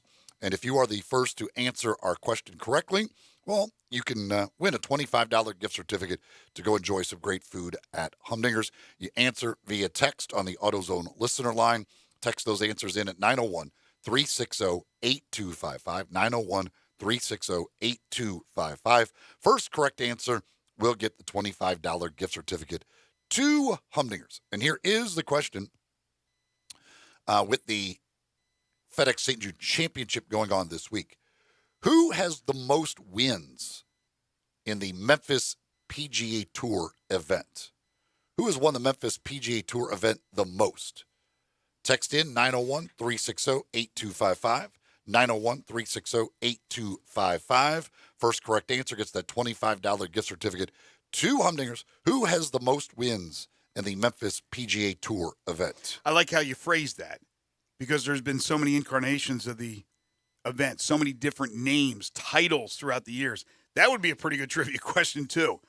As long as I've been here and knowing the history of the golf tournament, I don't know if I could rattle off all the different names that we've had. There's been a few. There's been a few just recently. I mean, just in the last... Think about it, right? 10 years or whatever. I don't know when the Stanford years were, but they were a little further back than that. Of course, the Danny Thomas Pro-Am. Was there a Memphis Open? I know there was for tennis. Was there also a Memphis Open for the golf tournament? Yes, I believe so. Was it the first? Way back when it was called the Memphis Open. But there's a lot of different names. Good trivia question. Again, 360-8255. Speaking of golf, I did want to give a couple of local shout-outs on the golf scene. One, Matt Cooper, my buddy Matt Cooper, who yesterday down in Oxford qualified for the U.S. Mid-Am up in Erin Hills coming up in September. But he was one of 3 qualifiers from down in Oxford at Oxford Country Club to qualify for the U.S. Mid-Amateur. So good on you, Coop. And Erin Hills is Michigan, right? Wisconsin. You know, one of those states. And then also on the pro side, Bobby Cochran yesterday fired a 7 under par. Wow. He is the lead at the Tennessee PGA Professional Championship. He's the pro out of Colonial, and he leads the Tennessee PGA Professional Championship by 3 shots going into round 2 today. It's a 3-round tournament. But he yesterday bogey-free 7 under par that he turned in yesterday. So hopefully he will be able to keep that up for a couple more days and represent. And actually in third place, I think, is Brian Wood from Memphis National. So 2 of the top 3 in that tournament are Memphis professionals. Yeah, I was looking at the field, and I didn't see too many from Memphis. The pro out there at Spring Creek Ranch was involved. I saw Bobby Cochran and the gentleman you just mentioned from Memphis National. I didn't even see him on the list. I'm sure he was. I overlooked him. So I think they may be the only 3 from the area. Paul Reed's playing from Lads. Oh, Paul Reed from Lads, really? Yep, he's okay. on. He's in. I don't remember if I saw any others or not. But yeah, Brian Wood's in third place going into today. Now they're underway today already. But right. Bobby's leading it, and then I saw Paul in there. I think he was 2 over maybe yesterday, something like that. Good for Bobby. Good luck to him. And Rachel Heck, of course, is competing in the U.S. Women's Amateur. Yes. And I'm not sure what she finished yesterday. I know she was even there for, I think, Yeah, I didn't see through her where she first ended up. 16. I did not see where she ended up. Yeah. There's some 13-year-old that's leading. Shot like 7 under, right? It's like, that's just, are you kidding me?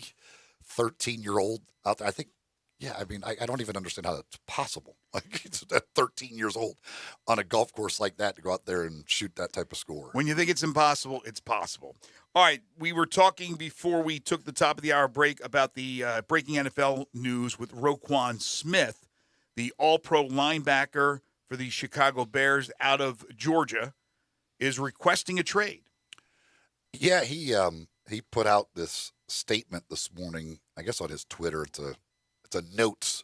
It's a picture of the Notes app where he first started talking about, the honor it is to play for the Bears, especially as a linebacker, the tradition of linebackers there, everything else, and what a dream it was to play for the Bears, trying to live up to the names like Wilbur Marshall and Mike Singletary and Brian Urlacher and Dick Butkus, all of this stuff. Then he gets to page 2. He says, unfortunately, the new front office regime doesn't value me here. They've refused to negotiate in good faith. Every step of this journey has been take it or leave it. The deal sent to me is one that would be bad for myself and for the entire linebacker market if I signed it. I've been trying to get something done that's fair since April, but their focus has been on trying to take advantage of me. I wanted to be a Bear for my entire career, help this team bring a Super Bowl back to our city. However, they have left me no choice than to request a trade that allows me to play for an organization that truly values what I bring to the table. I haven't had the chance to talk to the McCaskey family. Maybe they can salvage this, but as of right now, I don't see a path back to the organization I truly love. I hope and pray you can all understand. I'm deeply sorry it's come to this. He's in his contract year. This is his final year of his contract coming up here. What's his situation? I can't remember what year he was drafted. What year he was? I don't know, but if he has multiple years, I mean, I understand the plight of the athlete. I do, especially a football player in a violent sport. But if he has multiple years, then I don't feel for him. I'm tired of it. I'm tired of these guys. Like, they go out there, they have their deal, their rookie deal, or whatever the sport may be. They sign their contract, and then in a year, after having a really good year, they want it renegotiated. It just bothers me.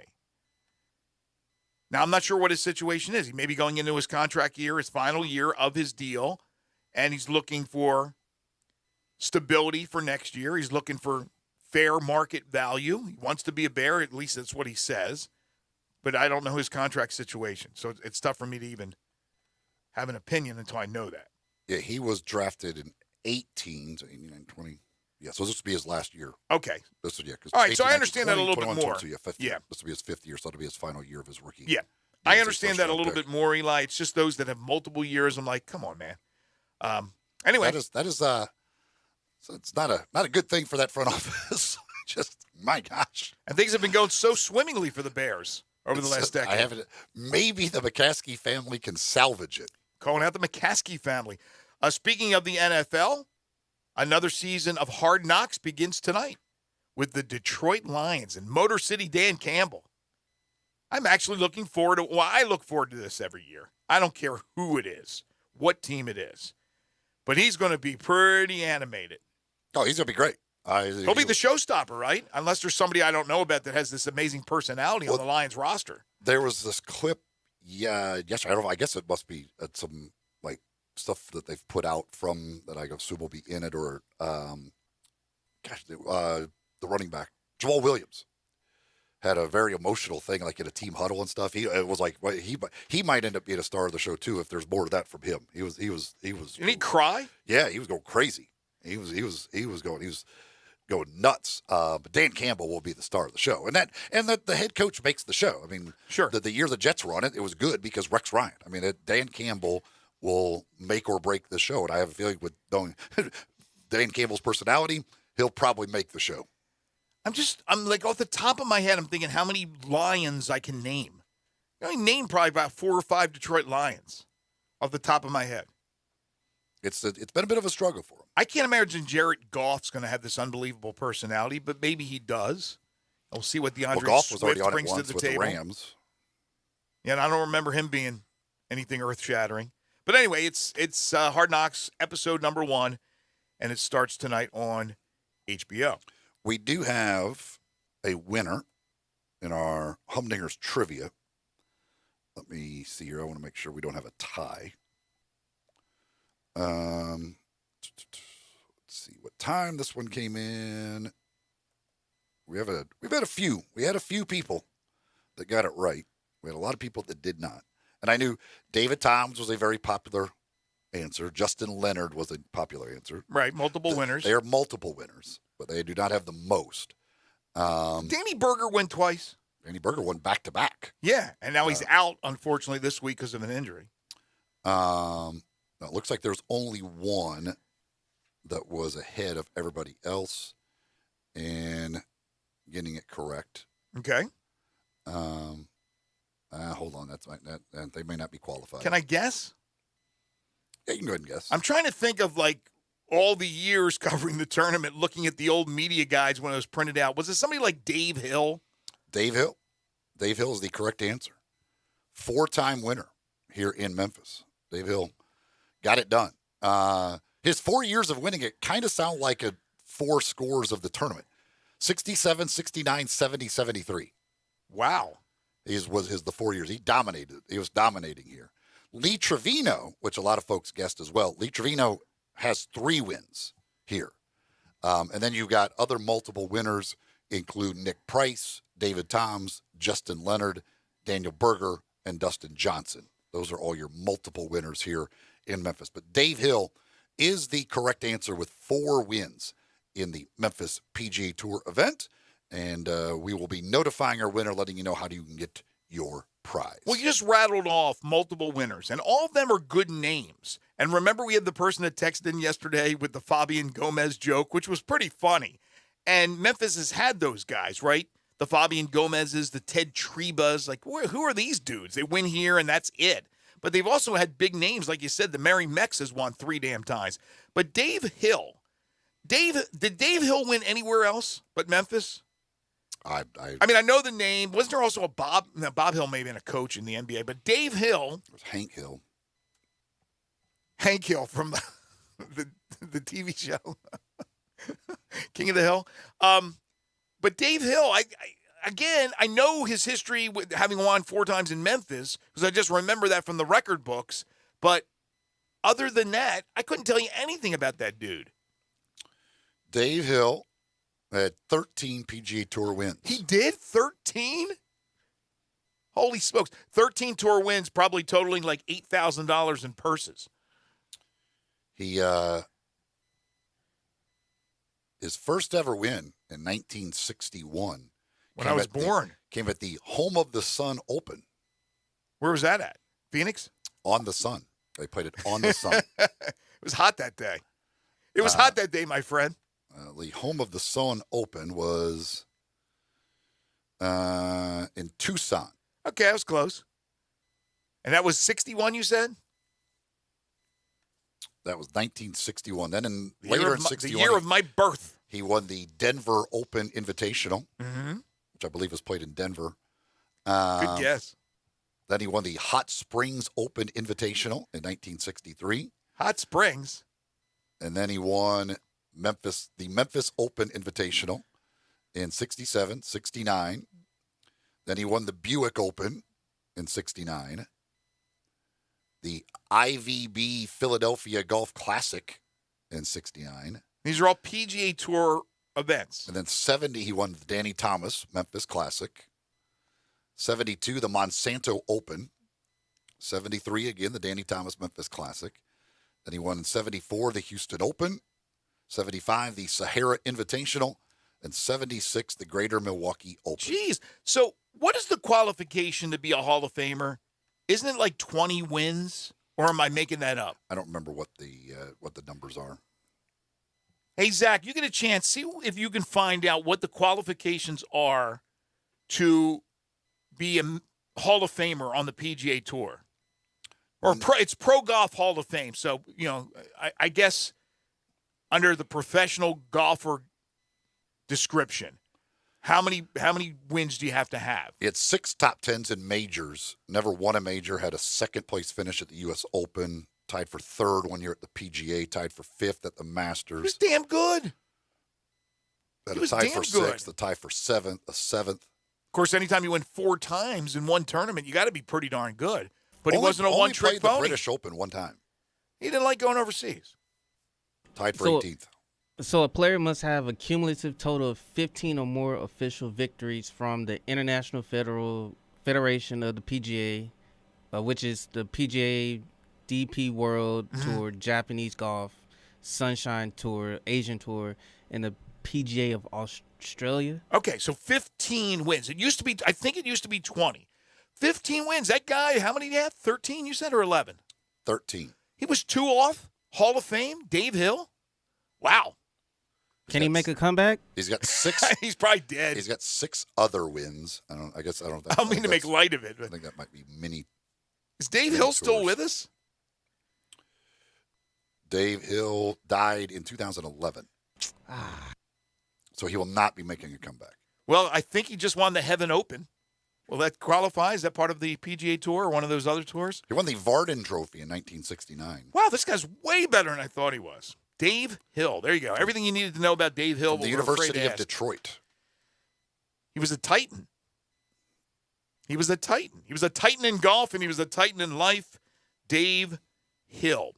When we come back, Kevin Durant, what is going on? The latest with that soap opera with the Nets. Also, Connor O'Gara joined us in hour number 1. Has now posted on Saturday Down South the top 25 players in the SEC this football season. We will discuss that. We'll get back into the whole Big Ten CBS mega deal that's going to take the SEC, take ESPN out of the whole Big Ten mix for football and for basketball. Love to hear from you at 360-8255 if you'd like to call in or text in, 901-360-8255. We'll go yard all summer long with $5 Dinger Tuesdays on FanDuel Sportsbook. This season, all customers will get $5 for every home run hit by both teams when you place a $25 to hit a home run wager on Tuesday MLB games. And the best part about Dinger Tuesdays is even if your bet loses, FanDuel will pay you $5 for every home run. So it's kind of a win-win, even if you lose. Last week, I nailed it with Paul Goldschmidt. I feel good about tonight, even though I had an 0 for last night with the Padres. Pete Alonso for the Mets tonight versus the Reds. Mike Minor, the scheduled pitcher for the Reds, has given up 16 home runs in 56 and 2/3 innings.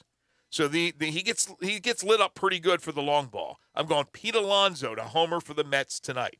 So what are you waiting for? Pick your home run hitter, turn big swings into big wins. There's no better place to bet America's pastime than on America's #1 sportsbook. Head over to your FanDuel account or download the FanDuel Sportsbook app. Sign up using promo code GASMAN. That's promo code GASMAN. Must be 21 or over, present in Tennessee. Bonus issued as non-withdrawable site credit that expires in 7 days. Max bonus is $25.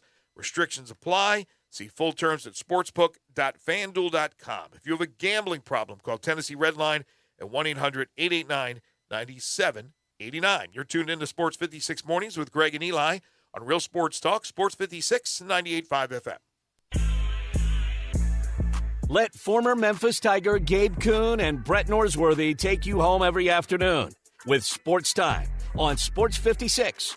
Weekdays from 3 to 6 here on Sports 56 and 98.5 FM. Brian Elder's Roofing Solutions. Chris Price here for Brian Elder Roofing. Have you been turned down by your homeowner's insurance in the past 12 months for damage you believe you're owed? Call Brian Elder Roofing now. Our professionals will do a no-obligation, thorough evaluation of your property and document all damage we find. Our fully certified Hague inspectors are trained to identify storm damage to assess and build a full estimate in a language your carrier will understand. If there is no damage found, we will tell you just that. We build a data file of your actual storm damage for your carrier, all at no cost to you, free.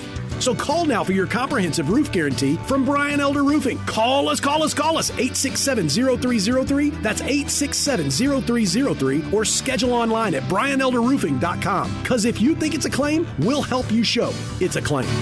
Call 867-0303. Brian Elder's Roofing Solutions. Like, I don't know. Can you just pick something and order? Yeah, but anyway, where are you at? You don't... It only takes 2 seconds of distracted driving to become a statistic. You can lose your driving privileges, your vehicle, face jail time, or even lose or take a life. Slow down, Memphis. The life you save may be your own. Brought to you by the Memphis Police Department, Traffic Operations. Progressive Snapshot can save you money based on how you drive and how much you drive. So the safer you drive, the more money you could save. Now, if you didn't hear that because you were yelling at another car while driving, let me say it again. You need to calm down. Yelling is just making everyone as stressed out as you are and letting them all know that you definitely aren't trying to save with Progressive Snapshot.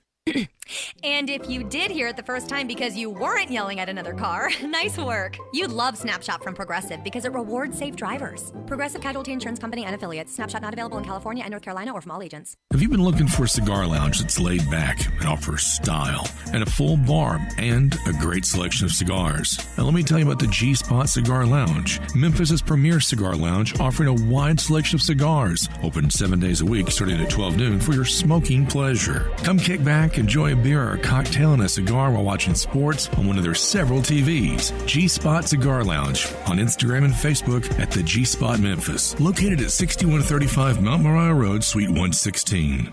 Got chronic joint pain? Not having success with steroids, but trying to avoid surgery? Well, thankfully, there's a better way. And it's now available here from the medical professionals at QC Kinetics. Hi, this is Greg Gaston. I'm talking about new therapies, advanced all-natural biologics, regenerative treatments that can restore and repair damaged joint tissue, providing lasting relief with no drugs, no surgery, and no downtime. QC Kinetics is the nation's leader in precision regenerative medicine with over 100 clinics across America and literally thousands of satisfied patients. If you've got joint pain due to arthritis, knee pain, hip pain, shoulder pain, don't just think the old ways of dealing with pain are the only ways. You need to learn more about these new biologic therapy options that can change your life. Call QC Kinetics now. It's a free consultation with local medical professionals. Call 901-445-1010. That's 901-445-1010. QC Kinetics, 901-445-1010. Sports 56 traffic. We still working an accident on I-40 West at Chambers Chapel Road overpass. That's I-40 West at Chambers Chapel Road. The overpass there. Then also we have a new accident on Riley LaGrange at Shelby View. That's Riley LaGrange at Shelby View.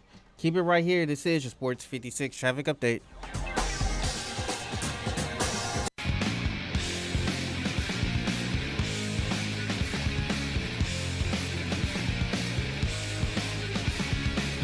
Now back to Sports 56 mornings on Sports 56 and 98.5 FM.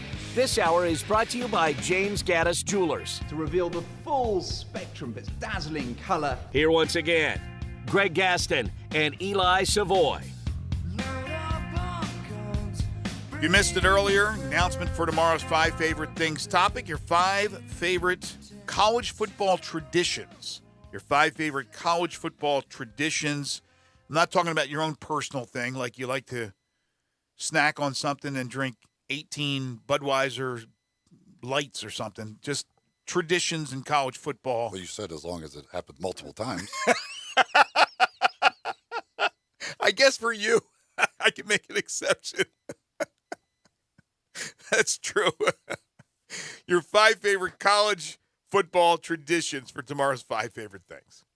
So we got a text message from somebody referring to the Humdingers trivia question.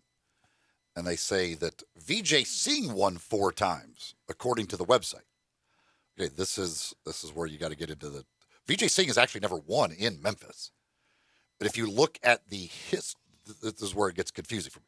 If you look at the history of this event, like if you go to this year's event and you look at the history, it's going to list VJ Singh as a winner 4 times because he won the first playoff event 4 times. But that was not in Memphis at the time. But that is technically the history of this year's event as the first leg of the FedEx Cup playoffs.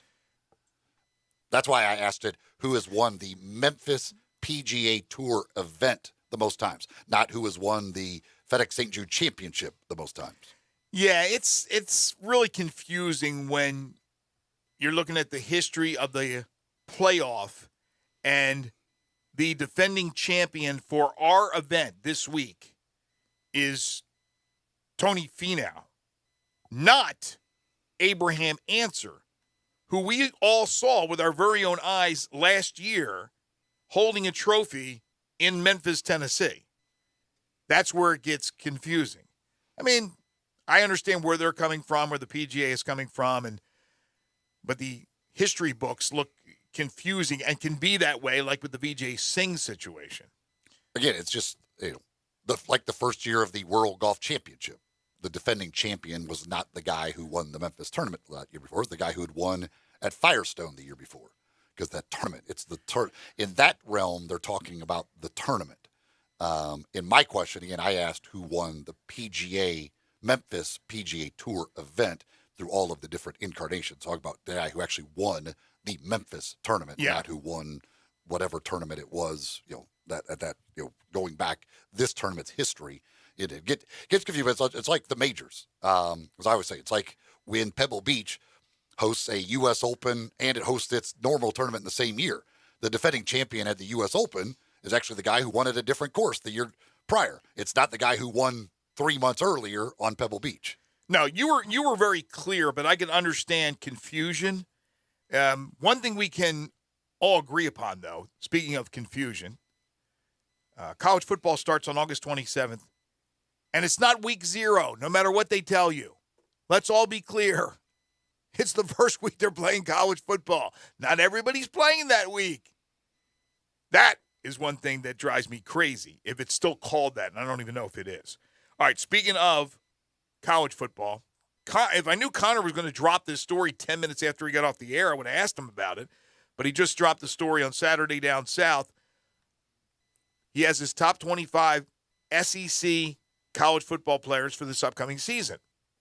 Number 1, no surprise, probably would be on most people's list, and that's Will Anderson, the Alabama linebacker, who could very well make an interesting run at the Heisman this year.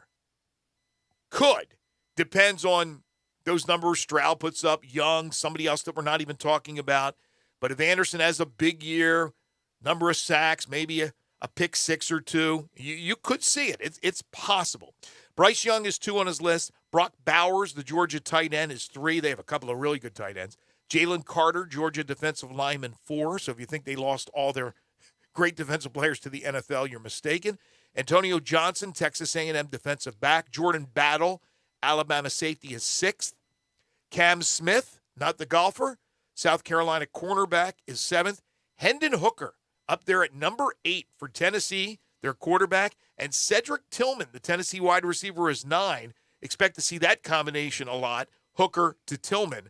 And then number 10 is Kayshon Boutte, the LSU wide receiver. Others include Tank Bigsby at number 12, the Auburn running back. Jalen Catalon, the Arkansas safety, is 13. There's a lot of Alabama players on here, as you would imagine. KJ Jefferson of Arkansas, their quarterback, is 15th on his list. Nick Broker, the Ole Miss offensive lineman, is 16th. More Alabama. Zach Evans, one of the newcomers to Ole Miss, number 21, their running back. And Finally, number 25, a guy who will be under the microscope a lot this year, Spencer Rattler, the quarterback for the South Carolina Gamecocks. Where he ranks Hooker on that list. I was surprised to see Tennessee not make the coaches top 25. I do believe they'll be in the AP top 25. I think the media probably views Tennessee a little different than the coaches do, but I have a feeling they'll be in the media top 25. They were just outside on the coaches. They were number 28 technically in the coaches, but I would have thought they would have been a top 25 team in the coaches poll as well. Too many agreements between you and I today because, I thought they would be in the top 25, but you're right. The coaches, a lot different than the media. I think the media will put Tennessee in there. I do believe so. I thought they would get in there. By the way, if you missed the poll yesterday that came out, I mentioned earlier Bama, Ohio State, Georgia, 1, 2, 3, no surprise. Clemson, Notre Dame, round out the top 5. Michigan, Texas A&M, Utah, Oklahoma, and Baylor round out the top 10. I think the AP may have Baylor ahead of Oklahoma in the Big 12. Then others, Kentucky from the SEC 21st, Cincinnati 22nd from the American, Arkansas 23rd from the SEC, Ole Miss 24th from the SEC, and Houston 25th from the American. You mentioned the others receiving votes. Tennessee was 29th. LSU was 30th. Auburn was 31st. UCF was 32nd. Mississippi State had enough points to finish 35th. Also, I think South Carolina got some love. SMU got a little love. So there were 4 American schools, right? Houston making the poll at 25.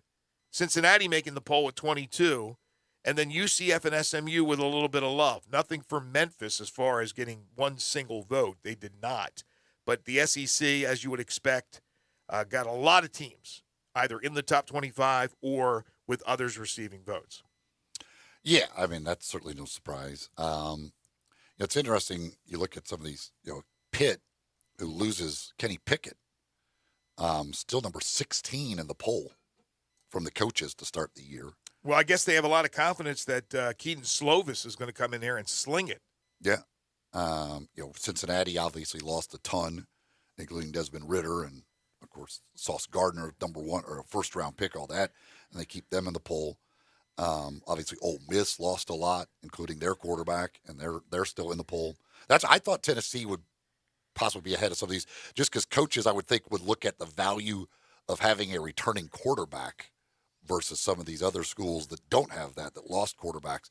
That's why I thought Tennessee, with a good experience, a quarterback who's coming back, who's returning, and who was really good last year, I thought that would get more respect from coaches than what it actually did. Yeah, I think I'm going to generalize here, but I don't think the coaches look too deep into these things. I don't even know if they fill out their own entries, but they're more reluctant to look into a crystal ball and come up with, well, I think this team's going to do this year, and they're going to take a jump. I think they're more at ease going with teams that were there last year and not really looking at personnel and the moves that were made.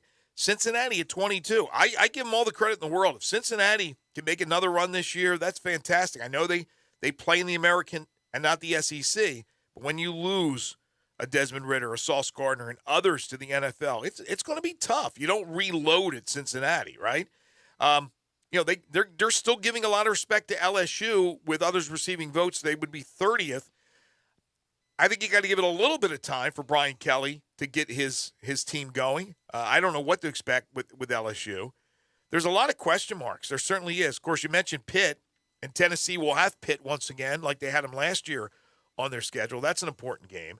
I think it was Connor who was with us last week. Didn't he say there's 3 teams that can win the national title? Or did he say 4? Or did he say 3? And obviously it's Bama, Ohio State, Georgia in his opinion. You look at this preseason poll from the coaches, you got Clemson at 4, Notre Dame at 5.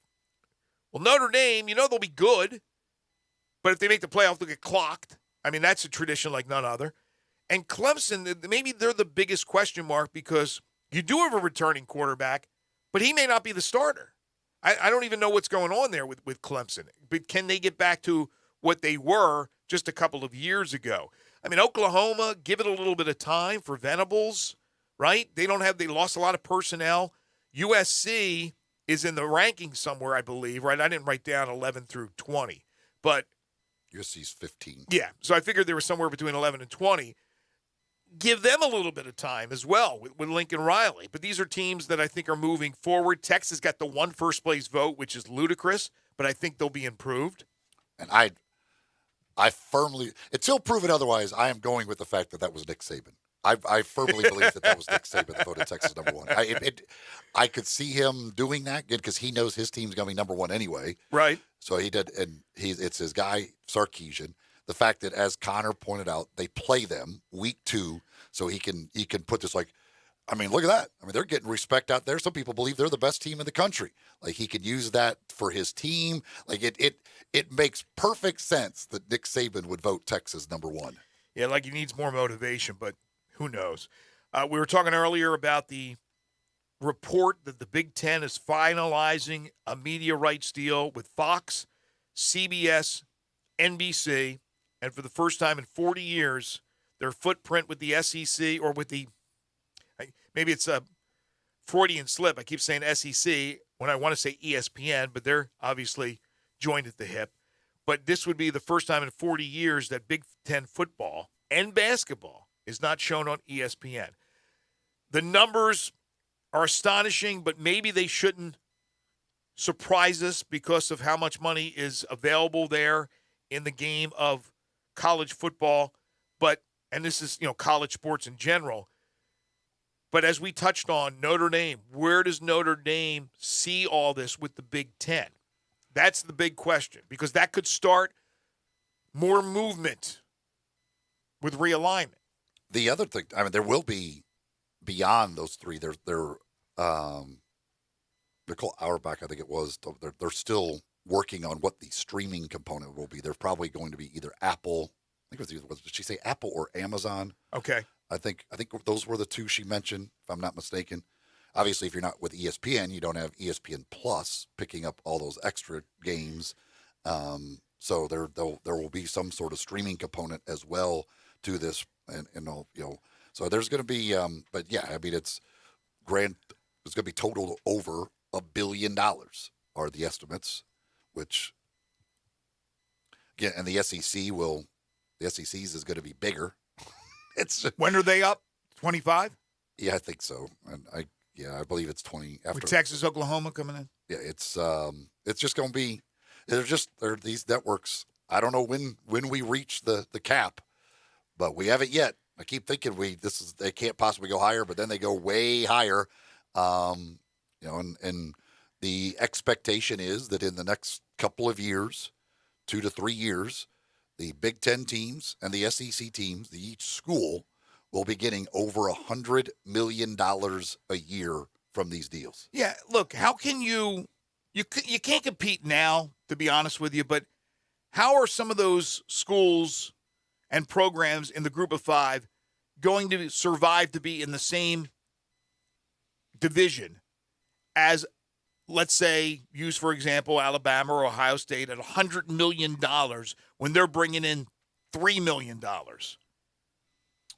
I mean, it's not. You're not going to be playing the same level. I mean, you might be on the same category, but you're not playing the same level. That's why I think there'll be the division. I think there'll be the separation.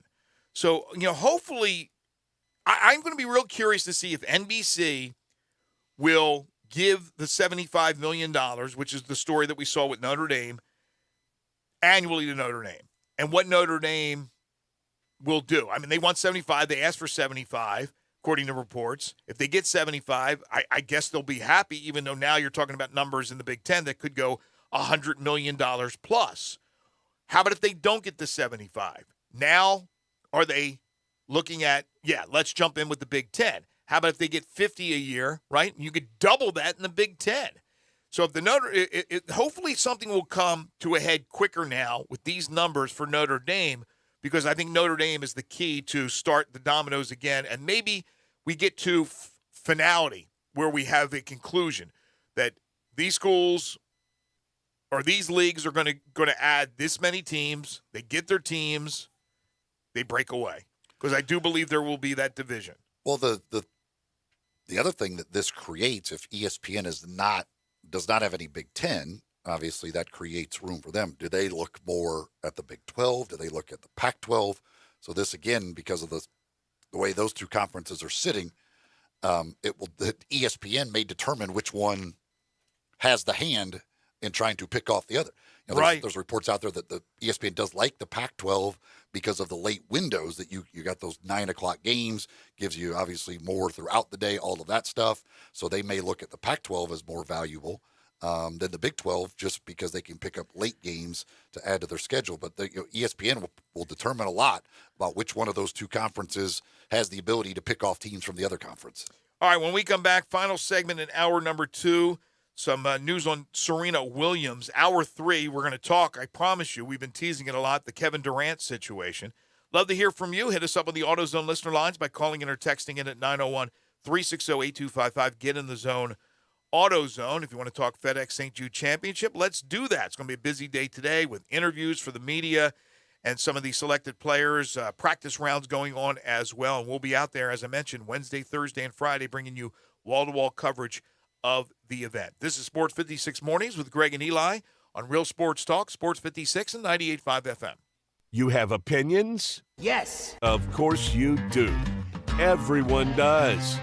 Hit us up on the AutoZone listener line, 360-8255, 360-8255. We all need that great snack on the course, at home, or on the go.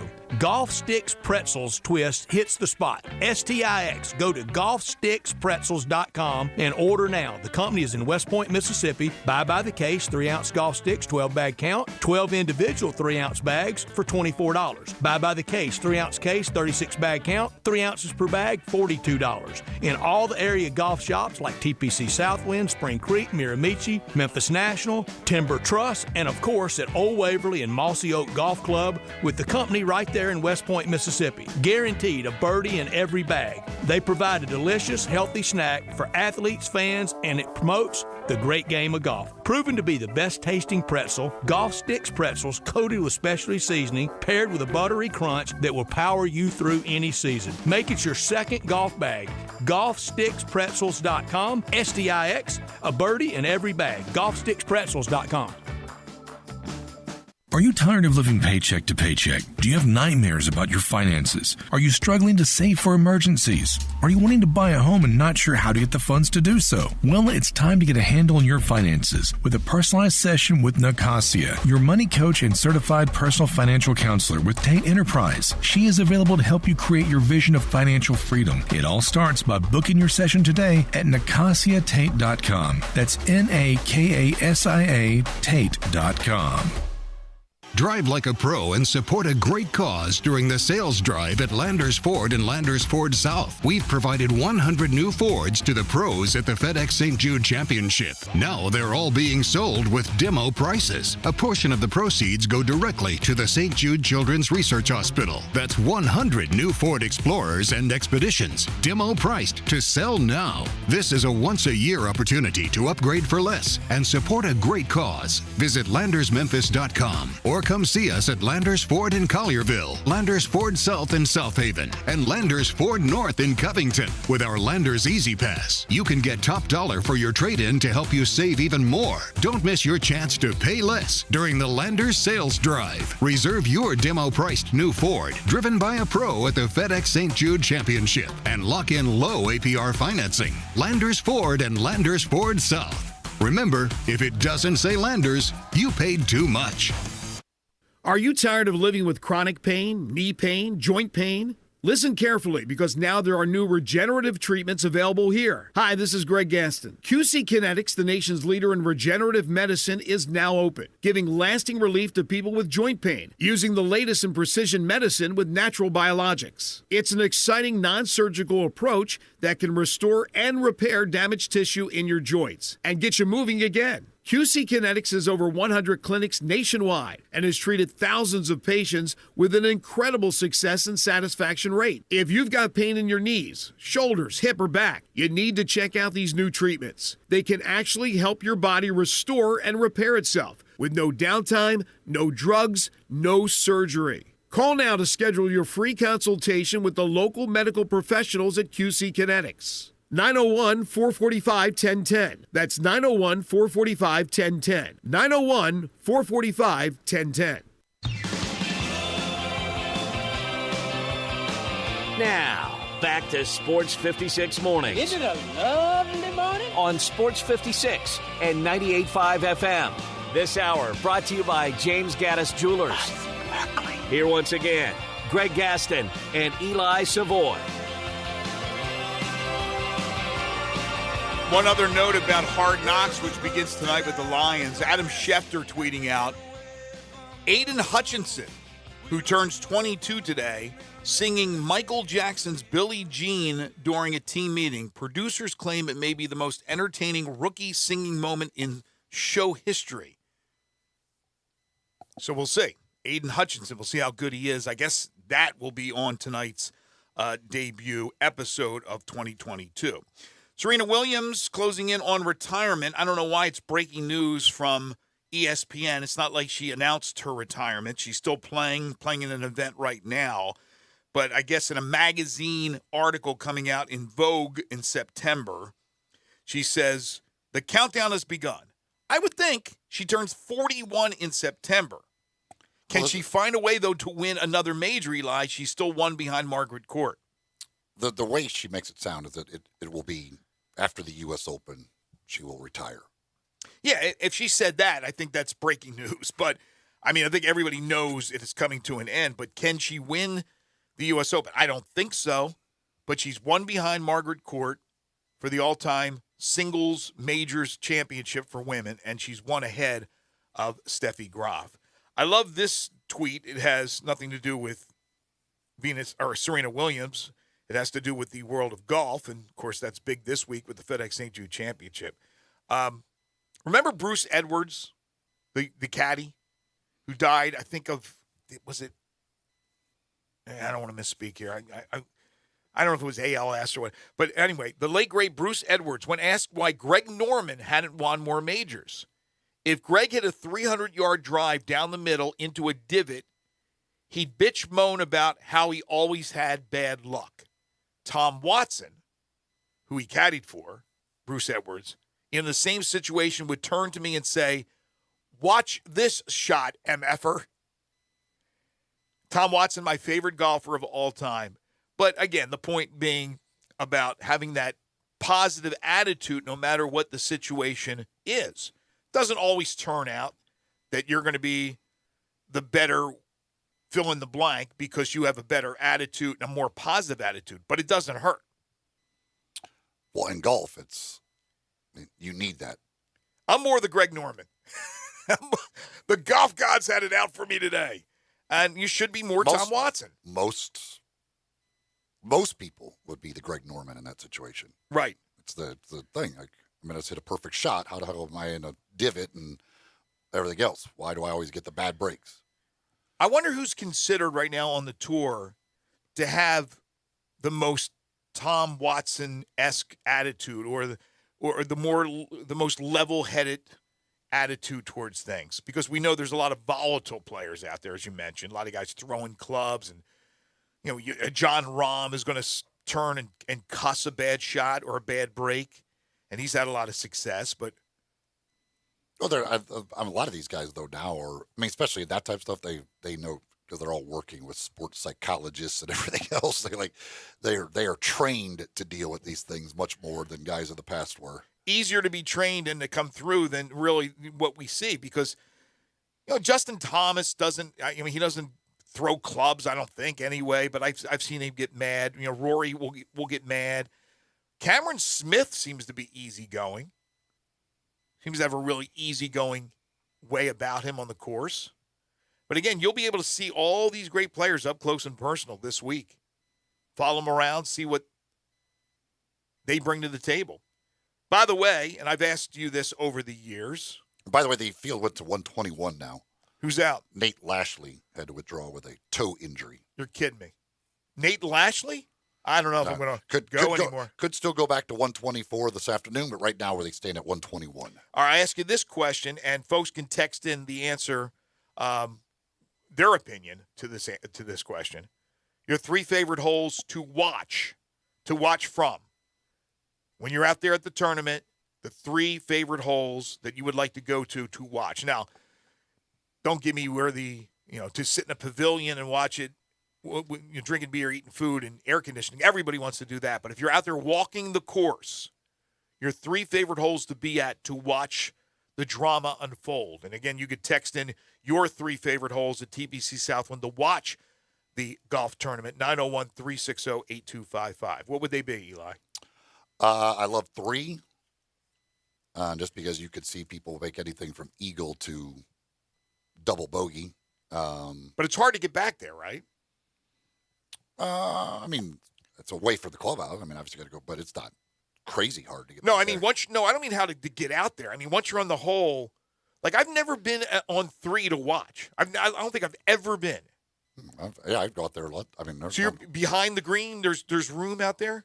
I don't go behind the green. I go along the fairway on the left side there and just watch them from there. Up on the hill where you can almost see the par 3, the next hole. Yeah, I mean, you can kind of see over there if you want to, but number 3 is great. Number 18 is always going to be great. Sure.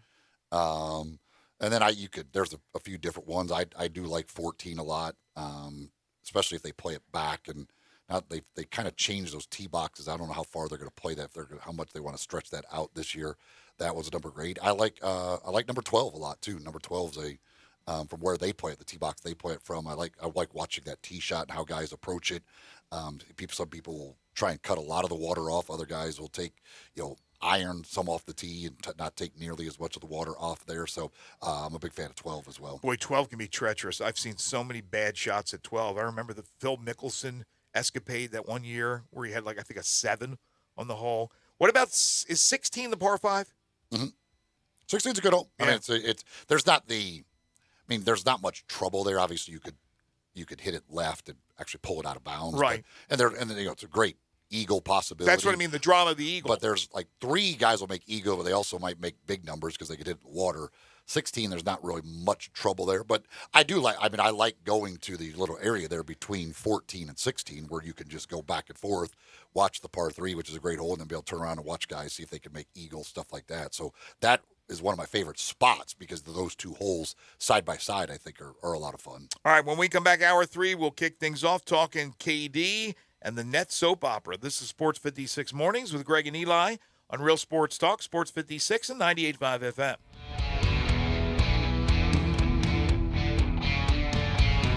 The summer clearance sale is happening now at Family Leisure. You can get up to $2,000 off on a swimming pool. Yes, you heard me. $2,000 off on swimming pools. Get it installed in 2022. You'll be ready for summer 2023. Plus, if you are more of a do-it-yourselfer, Family Leisure has specials that are just too good to pass up, with free ladder upgrades and a whole season worth of chemicals. No one else can offer that kind of deal. Looking for patio furniture? In-stock sets are up to 30% off. Play gyms and trampolines, you can get up to $1,000 off with free installation. We don't know how long these hot temperatures will last, but we do know these prices will not. So take advantage of the summer clearance sale. It's happening right now at Family Leisure. Family Leisure, Whitten Road at I-40, where family and fun all come together. Got chronic joint pain? Not having success with steroids, but trying to avoid surgery? Well, thankfully, there's a better way. And it's now available here from the medical professionals at QC Kinetics. Hi, this is Greg Gaston. I'm talking about new therapies, advanced all-natural biologics, regenerative treatments that can restore and repair damaged joint tissue, providing lasting relief with no drugs, no surgery, and no downtime. QC Kinetics is the nation's leader in precision regenerative medicine with over 100 clinics across America and literally thousands of satisfied patients. If you've got joint pain due to arthritis, knee pain, hip pain, shoulder pain, don't just think the old ways of dealing with pain are the only ways. You need to learn more about these new biologic therapy options that can change your life. Call QC Kinetics now. It's a free consultation with local medical professionals. Call 901-445-1010. That's 901-445-1010. QC Kinetics, 901-445-1010. Your favorite Italian deli, Lucchese's, now ships. For over 25 years, Memphis has trusted Lucchese's to feed their loved ones. And now they've created 4 great comfort food meals that can be shipped across the country to your family and friends. Enjoy lasagna, ravioli, tortellini, spaghetti, Italian spinach, and delicious sauces with no MSGs, no preservatives, and no artificial colors. Lucchese's can ship anywhere in the U.S. All you need to do is go online to lucchese's.com to place your order or call 901-766-9922. Moving is stressful, but Black Tie Moving can take the worry out of the process. Whether you're moving across town or across country, moving your home or your office, your personal moving concierge from Black Tie Moving will work with you to design a plan that perfectly fits your budget and needs. And they're available 24/7 to answer any questions you have. Give Black Tie Moving a call at 901-316-6196 or go to blacktiemoving.com/Memphis to get your personal, no obligation quote from the moving experts at Black Tie Moving. Barden Stone has been serving the Mid-South area for over 3 generations. What sets them apart and makes them a unique landscape stone center? They have one of the largest selections with a wide variety of colors and sizes, all the way from cobblestones to garden rock and pebbles from ground cover, plus fieldstone and flagstone, stepping stones and stacking stones, even landscape boulders. In addition to a wide variety of stones and rocks, Barden Stone staff is very knowledgeable. Whether you're a homeowner, contractor, or design professional, Barden Stone can answer any question pertaining to the use of stones from A to Z.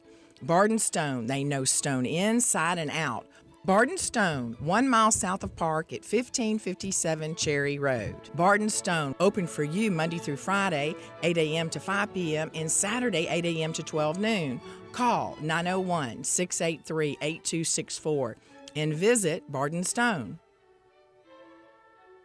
We are Sports 56, WHBQ Memphis, and W253DF Memphis, Flynn Broadcasting Stations. Sports 56 traffic. Still working an accident on I-40 West at Chambers Chapel Road overpass. Also, still working an accident on Riley LaGrange at Shelby View. We got 3 new accidents here. Accident on I-40 East at the West Memphis Way Station. The two right lanes are blocked. That's I-40 East at the West Memphis Way Station. The 2 right lanes are blocked. Working an accident on Covington Pike North at I-40. And then we're working a structure fire at Hamilton Road between Hillbrook and State Line Road.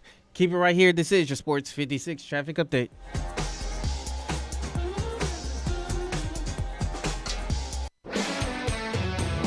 Now back to Sports 56 mornings on Sports 56 and 98.5 FM.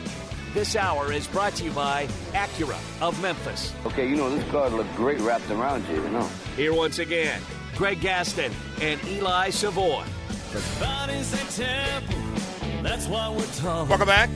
9:04 the time, final hour for us today here on Sports 56 Mornings. Greg Gaston, Eli Savoy, and Zach Boyd. We are in the Family Leisure Studios. Family Leisure is located at 2120 Whitten Road. It's just north of I-40. Their summer clearance sale continues. If you missed it from late last night, Yankees on the West Coast beat the Mariners, but in that game, Matt Carpenter fouled one off his foot and fractured his foot.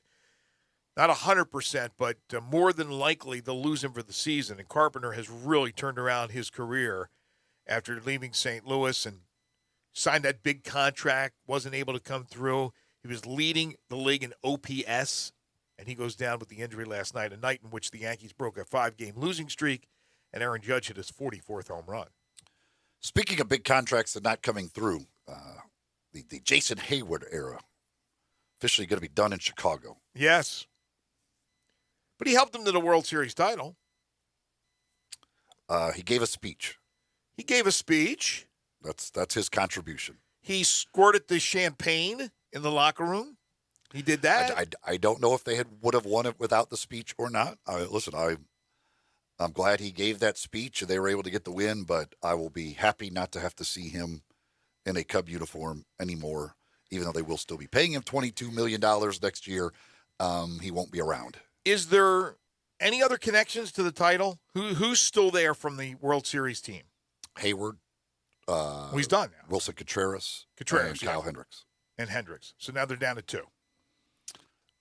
And then there were two. Well, there's a good chance there'll only be one because there's a good chance Contreras will be gone this offseason. So we got a couple of texts here on the golf. Okay. Paul says number 11 green, which is always good. I mean, number 11, you can't go wrong watching that green. Yes. That's why if you go on the back side of the green, like the little walk, there's a walkway there where you can watch 11 green and then you can walk over to 12 tee box real easy. That's one of my favorite areas. You just go back and forth because you watch them putt, then you can go watch them hit the tee shots on 12, which I think 12, the tee shot, is the interesting part of 12. As the years have gone by, they've added more stands on 11. I remember the days when there was like nothing there. You just sat in the grass. But are any of them like open where you could just walk in, or are they where you have to pay? Well, the one to the, if you're on the tee box looking at the green, the one to the right is the Michelob Ultra something or another. That's a special ticket. I think the other one that they've put up, I think that's going to be an open to the public grass. I think. I'm not positive on that, but I believe that is. Also mentions number 14 tee, which again I mentioned number 14 is great. Number 16 fairway. Again, you can go back and forth between those two spots very easily for those two, which is a nice vantage point to watch from. Raider Corey says holes 3, 5, and 18. 3, 5, and 18. Let me think about it. Five's a weird. I mean, 5. It's amazing because we or members play it as a par 5 and they play it as a par 4. That hole. Okay. It's which is ridiculous in some ways, but yeah, they make it look easy as a par 4, which is crazy. Right. But yeah, it's a good hole. But 3 and 18, as I said, those were both two of mine. Tiger Steve texts in. He says, did the PGA pull up the DJ marker on 18 since he's on the live? Well, the marker is no longer there. My understanding is it had to be picked up originally because when they redid some things, it actually would have fallen in a bunker. It would actually be in a bunker. Now, they could have moved it slightly, but they've chose not to put it back out there. So, what, they made that bunker bigger? That one bunker there on the side? They moved some stuff around there, and it would have been in the bunker. So where is that now? Where is that little plaque now? Is it in the office somewhere? Not your office. I mean, the office over at... Yeah, last I knew it was probably in the pro shop there or somewhere, somebody's office over there at TPC Southwind. We were talking earlier about ESPN and whether ESPN would show less Big Ten. Because, again, according to reports, they're not going to be involved with Big Ten football and basketball after 40 years, which I think is absolutely ridiculous. I think it's ridiculous. But we do live in a divisive world where we have one network that's one political side of things, one network's the other political side of things. And I just, that division, it really drives me crazy. What were you just talking about? My memory, I just forgot already. I was talking about Dustin Johnson's plaque. Okay, which brings up the live, right? I know that they have taken it personally, the PGA. And we'll see what happens with this injunction if it comes and what will happen for the future. But they have done everything they can to put down, shame, everything. That because it's competition, quite frankly, right? It's all about the competition. Okay, you can hide under the guise of the Saudis and all that, even though that's legitimate. It's competition. But ESPN, I don't understand why ESPN doesn't show scores from the live. I don't even get it. I don't understand it. I can understand CBS or NBC's coverage of a golf event, and they don't want to bring up the live. But it's interesting that they'll go around. Well, ESPN is a big partner of the PGA Tour. I understand that, but it's also there's a sports center, which is basically talking about all sports. They have a website, ESPN.com. They don't do a bunch of the Korn Ferry Tour. They look at it as an inferior thing. They don't do the Korn Ferry Tour scores. Yeah, but they'll do once in a while. They'll have it on their website. Like I can look up Korn Ferry Tour results on their website. You cannot find live. It's not even a part of their vernacular. It's not there. And they don't have to make a big deal about it, but I still think it should be there. It should be visible. If Dustin Johnson in a live event shot a 57, it should be a story on SportsCenter. And it probably would be. I don't know if it would. I really don't know if it would. So, look, the PGA Tour is always going to reign. It's going to be number one. It's not going to be affected, I don't believe. There are big names that aren't here, but there are still a lot of big names that are. It's a great tournament. I love the game. But it drives me a little crazy how they just stepped on the jugular, and that was it. They just are crushing. They're crushing it. But it's happened before in other sports, right? The NFL, when the USFL tried to come over to the fall, they don't mind spring, little spring legs, but you come and you try to battle the beast, you're going to lose. I understand that from their point of view, but I don't understand it from a sports center. A sports center is supposed to be all the sports in the world that is fit to discuss, to watch, to analyze, to talk about. They don't do it. They just don't bring it up. So that's one thing that's always surprised me since the LIV came into existence. But with ESPN and the Big Ten, that would be ridiculous. Well, the thing about the whole situation with the Big Ten that they can't, again, people bring up the NHL when the NHL went away from them, and ESPN basically just ignored NHL. I hate that. And then also NASCAR, things like that when ESPN doesn't have that. But those are, when you're talking about those things, in that situation, ESPN wasn't still in the hockey business with something else. Like ESPN is still very prominently in the college football business. Sure. And they're going to be spending billions of dollars on college football. And so if you're in the college football business, the Big Ten is part of the college football story. So you can't ignore the Big Ten and tell the college football story. You can ignore the NHL because we're not in the hockey business. We don't care. And it's kind of a niche sport anyway. Like, there's not that many fans of it that we're really going to care. The same thing with NASCAR. Okay, it's kind of a niche sport. Like, we can ignore it because who really cares? College football in the Big Ten, you can't just ignore that because you're heavily invested in the college football world, and that is a part of that world, big part of it, a massive part of that world. True, but they're in the golf world. They're in the golf business, ESPN. And LIV is, whether you like it or not, part of the golf business. They're treating it as an inferior product. That's what I mean. But again, if something happened in most of these inferior sports, they still with the PGA Tour. Yeah. Who's looking as a competition. And that's what, again, the SEC isn't telling them ignore the Big Ten. They don't Who knows? They understand it's part Who knows about the future, whether ESPN and SEC will branch off. I mean, Fox and Big Ten.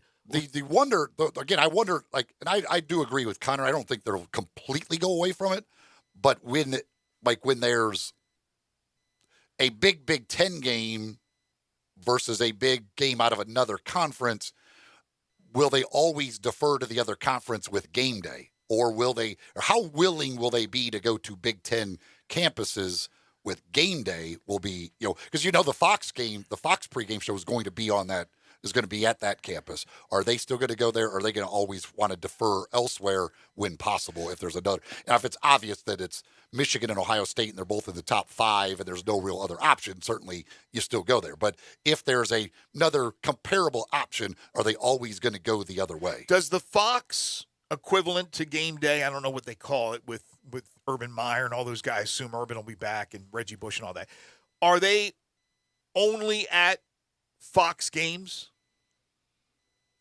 Yeah, for the most part, their big game of the week. I think they always do it for the 11 a.m. kickoff game. Okay, so they're always just their pre. I don't watch that much, but I believe they always are wherever their 11 a.m. game is. Like they're just the pregame for their 11 a.m. broadcast. Well, what I loved, and hopefully it doesn't change about ESPN, is they went to a game, no matter if it was on their airways, right?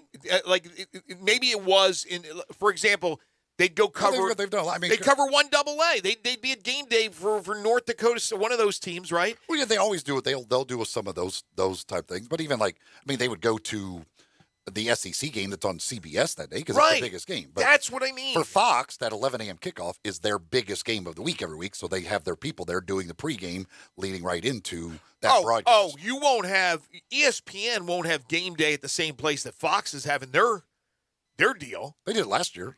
Did they really? There was at least one of the games, I'm pretty sure. There may have been multiple games where both of them were same spot. I don't know why you would do that because I think Michigan, Ohio State last year might have been actually They might have both been there. I mean, there's always going to be multiple big games. There's one that certainly will be above the rest that most people believe, but there could be 2, 3, 4 games in a given weekend that you go, we could have game day there.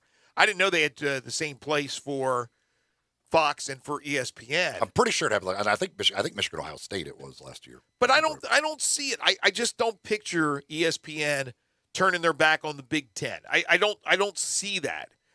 And that's why it always drives me crazy about, and it hasn't been around a long time, but the whole live situation. Not that I'm this pro-live guy. I'm just like, why don't you give it? I want to know who won that week. Well, why? But ESPN doesn't determine. Like, there's plenty of places to find it. You act like ESPN is the only place you can go find anything. Go find it. Like, they have a website. The tour has a website. Just go to it.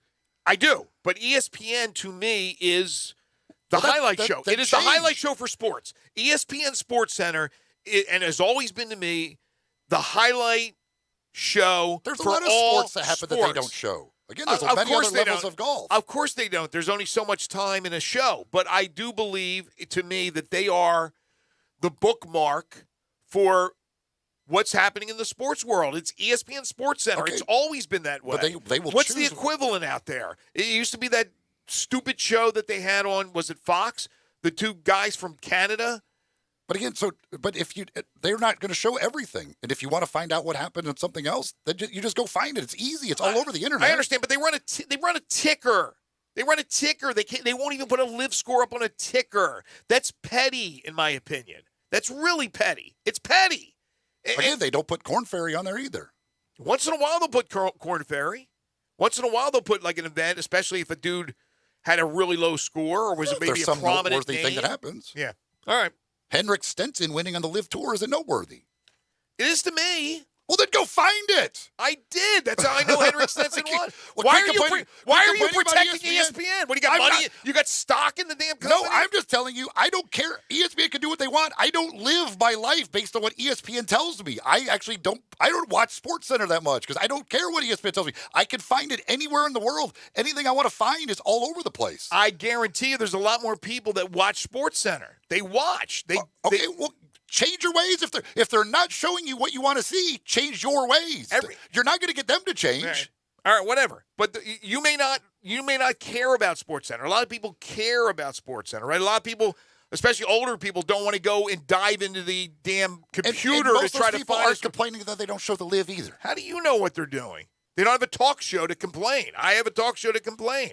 I just think it's petty. It bothers me when there's pettiness about something. That's, to me, this is, again, the NFL, I don't know, maybe there was back then a concern because the USFL was bringing in big-name players, and they had success, and they squashed them like a little bug, right? But the USFL was pretty good, right? The live is not great. It's okay, but the PGA is paranoid about them. They're so afraid. I don't know why they're afraid. PGA will always be tops. I'm just saying you can't. Why do you think that? You recognize something when it's there. You recognize. But how do you not? You can't hide from it. You got to recognize that it's there, right? And recognize it. ESPN doesn't have to recognize anything. Apparently they don't, and apparently they don't want to.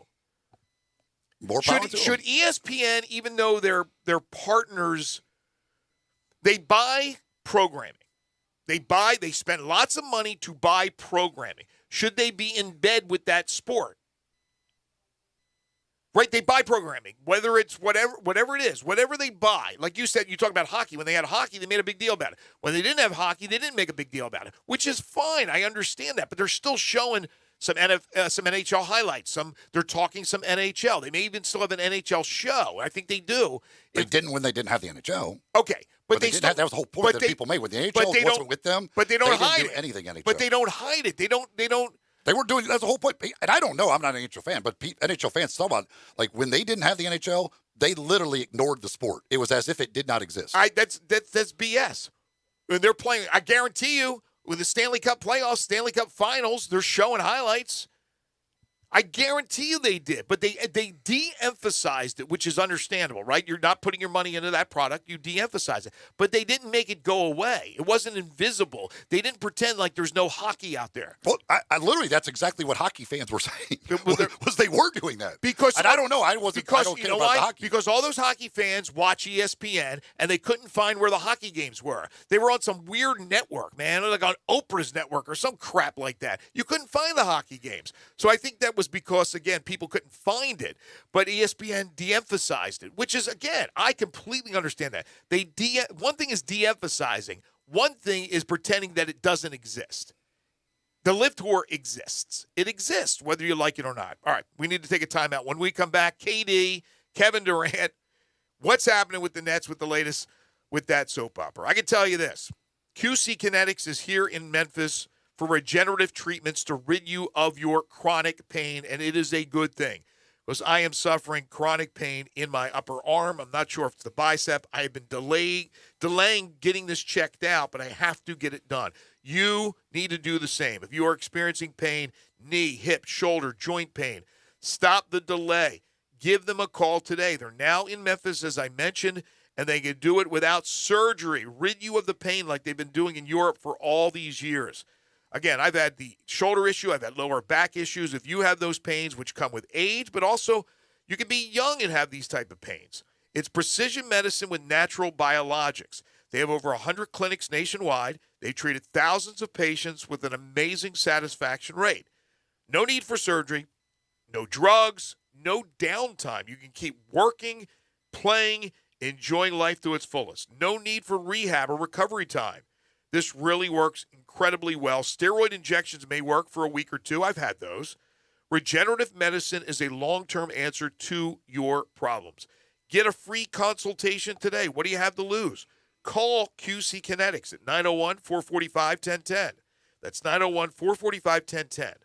901-445-1010 for QC Kinetics. This is Sports 56 Mornings with Greg and Eli on Real Sports Talk, Sports 56 and 98.5 FM.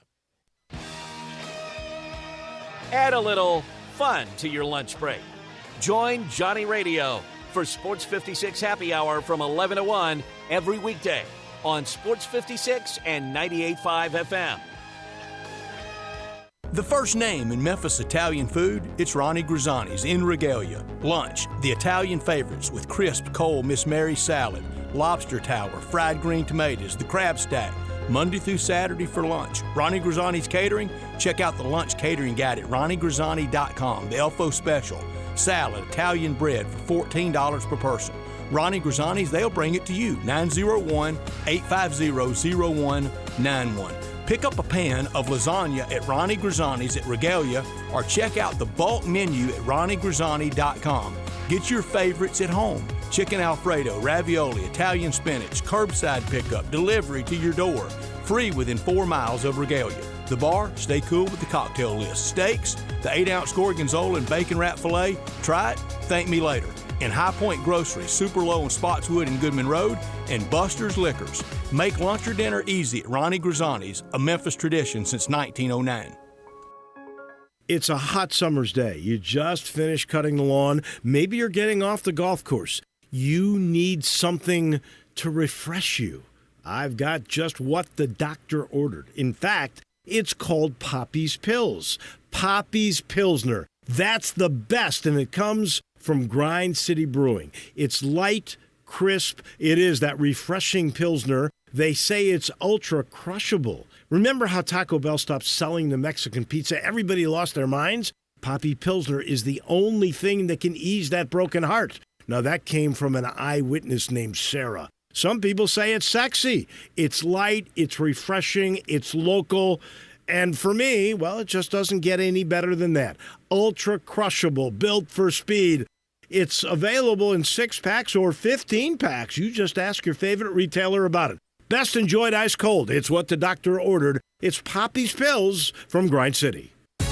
Back to school shopping on a budget? Then Kohl's is the place to go. With the extra 20% off, I got my kids activewear for under $9 and jeans for $14.39. Plus, I found 2 for $20 character tees and got $10 off as a Kohl's Rewards member. More style and more savings? Check and check. Select styles, 20% offer ends August 14th. Some exclusions apply. See store or Kohl's.com for details. Gabe? Okay, here's the idea. Well, let's just jump right in. A Central Barbecue race. What are you talking about? We race to see which one of us can go to each of the 4 Central Barbecue locations and eat at each one faster. You mean eat at all 4 in one day? As fast as you can. Does everything have to be a competition with you? Life is a competition, my friend, and this way we get to compete and eat. That seems like a lot of food. Do you want to be a winner or not? Well, yeah, I guess. Well, you're not going to be. There can only be one winner of the Great Central Barbecue Race, and that's going to be me. The Great Central Barbecue Race, so you've already named it. Named it? I've already printed posters.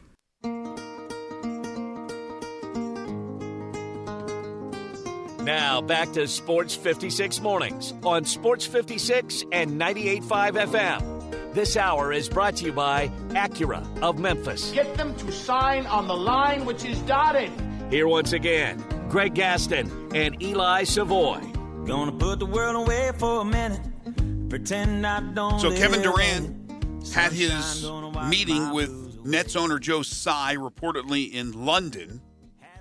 He reiterated he wanted to be dealt to one of the teams. I guess he had put a list together for the Nets and still wanted to be dealt unless there was a change with the head coach, Steve Nash, and in the front office with general manager Sean Marks. Joe Tsai responded by basically saying that Nash and Marks have his support.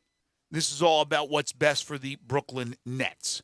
There we stand in the middle of an impasse. Yeah, and this again, if I was a team out there, if I'm a GM or a head coach, just more reason why I don't want to go get Kevin Durant at this point. Kevin Durant is I'll say baby at the use of another B word. Mm-hmm. It just is. I don't know. I don't think he knows what he wants. He's become an angry young man, as Billy Joel once said. Well, he's not that young. That's the problem, trying to acquire him right now. I mean, I just don't know what he's looking for. If he goes somewhere else and they don't win, he's going to be crying there. He'll complain there and probably want somebody fired or he'll want to be traded again. Well, let me ask you this. And it's not like it's a problem because the NFL has hitched its wagon to superstars, stars of the league, and they've done pretty darn well for themselves. So I'm not saying this is something that needs to change, but it does bring about issues with pouty little baby superstars when they want their cake and eat it too. They want complete control of the situation. I don't even know back in the day, and they've always been superstar oriented. I don't know if Magic Johnson was telling management and ownership with the Lakers what they need to do. They probably discussed things with him. Was it the same with Larry Bird? MJ, I'm sure that they discussed moves that they were going to make. But did these guys, now there wasn't social media back then like it is now. Did they come out and say, you need to do this, you need to do that, you need to do this? I don't know if they demanded trades and things of that nature if things weren't done. But now that's what we have. We have superstars who have so much control, so much power, that they don't have a problem in throwing out, I want this renegotiated, I want this contract renegotiated, I want this player in, I want this player out, I want this coach in, I want this coach out. Is that good? Is that a good thing? Well, that's the bottom line when you're paying somebody $40 million a year, $50 million a year, that gives them power in the situation. Like they are your massive investment. You clearly say you're the most important person. We're paying you $50 million a year. But every sport is not like and Jordan. That. Jordan got Doug Collins fired. Like Jordan. Right. I know he had some situations, but they certainly conferred with him with everything that went on. But there are certainly some superstars out there that don't let the power go to their heads, that they're fine with what's going on and may say something behind closed doors. Who knows? I mean, a superstar like Tim Duncan, is Tim Duncan belly aching about everything? I mean, there are guys that always are complaining about their contracts, always complaining about who makes more than they do. But when it comes to personnel, we always discuss the... Tim Duncan never had a reason to complain because they always won. Well-run organization with a well-run front office. Well, I don't know. I can't sit so here like Jordan, certainly later in his career, never had anything to complain about. Whenever he played, whenever he was in the league, they won the championship. Look, Joe Tsai has the right to do whatever the hell he wants. They went with an unproven former two-time NBA champion as their head coach. But coming to the aid of Steve Nash, I would say they never had their full unit. They never had all these guys. Because Kyrie Irving, speaking of babies, Kyrie Irving was doing his little thing. Ben Simmons, after the trade, doesn't play. So I don't know if he got a fair shake. And I'm not sure what the issues are with Kevin Durant. And Sean Marks, I couldn't tell you. I still don't believe that that's got to be the biggest problem with Kevin Durant is Sean Marks and Steve Nash. I still think it's got to be Kyrie Irving. Well, the thing with Sean Marks, Sean Marks went and got DeAndre Jordan, even though he can't play a lick anymore because Durant wanted him. He did everything for Kevin Durant. They did, and now that's why like, what, really? Now you're going to blame Sean Marks? Say it's you or Sean Marks? No, all he did was literally just basically let you tell him everybody to go get, and he did. Yeah. And now you don't like him. It's all. I think Durant at this point just wants somebody to blame and something to complain about. And I've said I wouldn't give up a whole lot.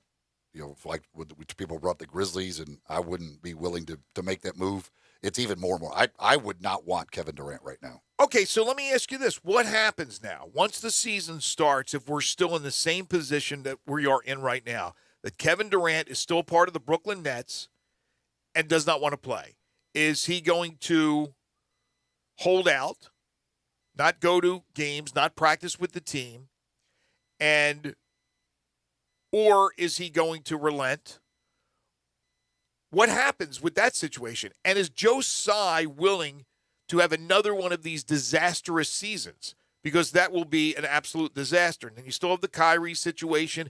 He's not been vaccinated. That still affects, the Toronto games, but everything else is kind of easing up as far as certainly the city of New York where he can now play. But it would be another disastrous year. See, if I'm the owner, I've invested a lot of money. I want to win. But I am not going to allow a player to control me. I am Joe Tsai. I own the damn team. Kevin Durant can do what the hell he wants. I will hold out. I will sit him if I have to. He will be penalized for that, fined for that. And then eventually we'll see what happens. But I am not going to give into this guy's demands. I would not. Unless you thought Steve Nash was horrible and you made a mistake and Sean Marks is not the guy, I would never give in to a player in this situation by ousting a general manager and a head coach. For goodness sakes, are you kidding me? I understand power, but, man, power can only go so far. Well, good luck with that stance. Certainly he has the right to do whatever he wants. He owns the team. But players generally get what they want because, again, they're the $50 million investment. Kevin Durant has how many years left on his deal? 3 years left on his deal. He has 3 years left on his deal. Okay, he refuses to play for the Nets. Who's going to give in first? Right? Joe Tsai. Now, Joe Tsai will trade him if he gets what he thinks is fair market value. But let's say he's never offered that. And the chances are less and less and less each day with each thing you hear about with Kevin Durant, right? Plus he's 30-something and he's been injured. Although I heard our national show coming in to say that Kevin Durant's still the best player in the NBA. I don't think he's the best player in the NBA, but he's still a really good player. Or do you just if you're Joe Tsai, let Kevin Durant just rot? Is Kevin Durant going to give up 3 years of not getting paid? If you don't trade the guy, he is still part of your organization. If he refuses to play, he doesn't get paid. If you don't trade him, he's still part of the Nets. If you don't trade him or play him, And he's like, if it's your decision not to play him and he's come back to the team, that's on you. But if he continues to hold out, he refuses to play, how long will he do this for? He's made an awful lot of money. He doesn't have a ton of time left. He's got 3 years left on his contract. Again, I don't know Joe Tsai from Adam, but I'm like, or are you so mad at what happened last season? But the thing is, like, you want to act tough, but you can't. Like, if he's sitting out, your fans are not coming to games. Like, the fans will be against you. Like, why don't you just get rid of those guys? Kevin Durant means a lot more to us than what those two guys do. Well, again, I don't know what you can't win the battle. Well, you can. I don't know what Joe Tsai's. If I don't know Kevin what Joe Durant Tsai's is willing to sit out, you're losing the battle. I don't know what Joe Tsai's net worth is, but let's say this is. He's obviously mega rich, but is he? He's certainly not. What's the guy who owns Amazon? What's the bald-headed dude? Bezos. Bezos is like the richest guy in the world, right? You think right now, like Bezos would be like, sit out for 3 years. I don't care. I don't care if the fans come to the games. No, they don't. No owner's like, I don't care if we're terrible for the next 3 years. I'm going to try and prove a point. He wouldn't say that. He wouldn't publicly say that. You don't look when you're. These guys are all powerful. The owners are powerful, and the players, the superstars, the players are more powerful. If you're somebody like Jeff Bezos, you sit there and you go, you know what? This guy could rot. No, and then you play guys who will play. You play young guys, and you know what? If you get 12,000 as opposed to 15,000, so be it. If you get 8,000, you know why? Because he's a smart businessman. That's how he's rich, and he knows that's bad business. It's a drop in the bucket. It's not about the money. It is about the money. It's always about the money. If you're owning this professional sports team, you're not gonna just say we're gonna be terrible, but I'm gonna prove my point to this one player. No owner's gonna do that. If you give in to every player's demand, how good a businessman are you? If you trade Kevin Durant for pennies on the dollar, how good of a businessman are you? Answer that. You proving a point, making your team terrible, pissing off all of your fans to try and prove a point to one player is never going to happen. You're not making your team terrible. You're just saying to Kevin Durant, I can't give in every single time a player complains. Teams let guys sit out, pay them $40 million a year, and tell them not to play just because the player doesn't want to play for them. And you know how ridiculous that was. Again, but they're not like, hey, screw it. We're going to prove a point to this guy. Like, okay, that's fine. Don't play. I mean, John Wall made $85 million and didn't play a game for the Rockets because they said, oh, that's fine, whatever. I know you want out. We'll try and do our best. But they couldn't find a trade. They were like, okay, well, I guess we'll just let you go. Yeah, but maybe they were so pissed off at the guy that they didn't want to have him on the court with the young players. They didn't want him to be a part of that team. No, he didn't want to be out there. So they said, like, that's fine. We'll pay you. That's fine. Yeah, well, players have the power. That is bad business right there. That Houston dilemma, that was stupid. I don't know if, like, all these guys would do what Houston did. And, again, maybe Joe Tsai will cave in. Maybe he will. Maybe they won't be able to get close to what they want, but good enough where they can make that deal. But it is not a smart thing. It's not good for the team, good for the organization to have this guy hanging around, still part of the team, not wanting to play for them. It's like a virus. He's become a virus. And like you said, now how appealing is Kevin Durant with everything that he brings to the table? He still can play. He still can ball. He's still valuable to a team. But what are you willing to give up right now to acquire that guy? And right now the answer is not too much from anybody out there.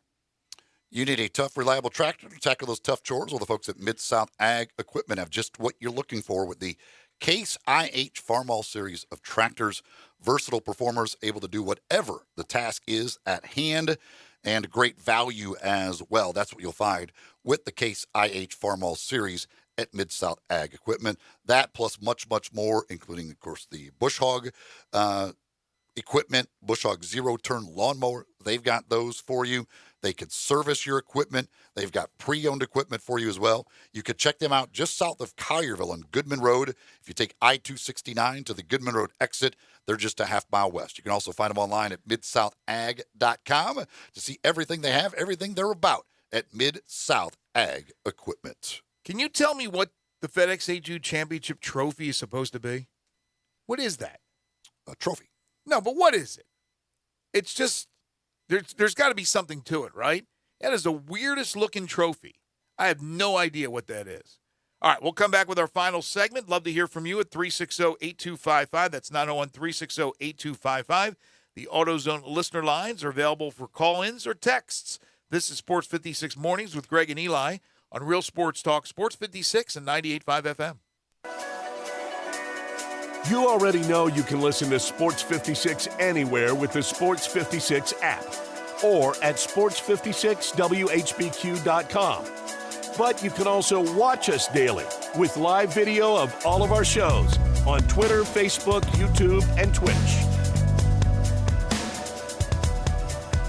Did you know nearly 40% of men under 40 and over 75% of men over the age of 40 experience sexual performance concerns? At the Memphis Men's Clinic, their experienced physician performs a comprehensive evaluation that determines which specific issues may interfere with your sexual performance. These issues can vary and range from anxiety to medical issues, low testosterone, or erectile dysfunction. The Memphis Men's Clinic has evaluated hundreds of men of all ages over the years and reestablished a normal sexual life. The Memphis Men's Clinic will work aggressively to resolve issues and allow you to restore your sexual health and overall well-being. That's the Memphis way. If you're 20 years old or 90 years old, come and get cared for the Memphis way. Treatment that's based on your specific needs after a professional clinical evaluation by their experienced board-certified physician. Call the Memphis Men's Clinic today at 901-443-0475 or visit memphismensclinic.com.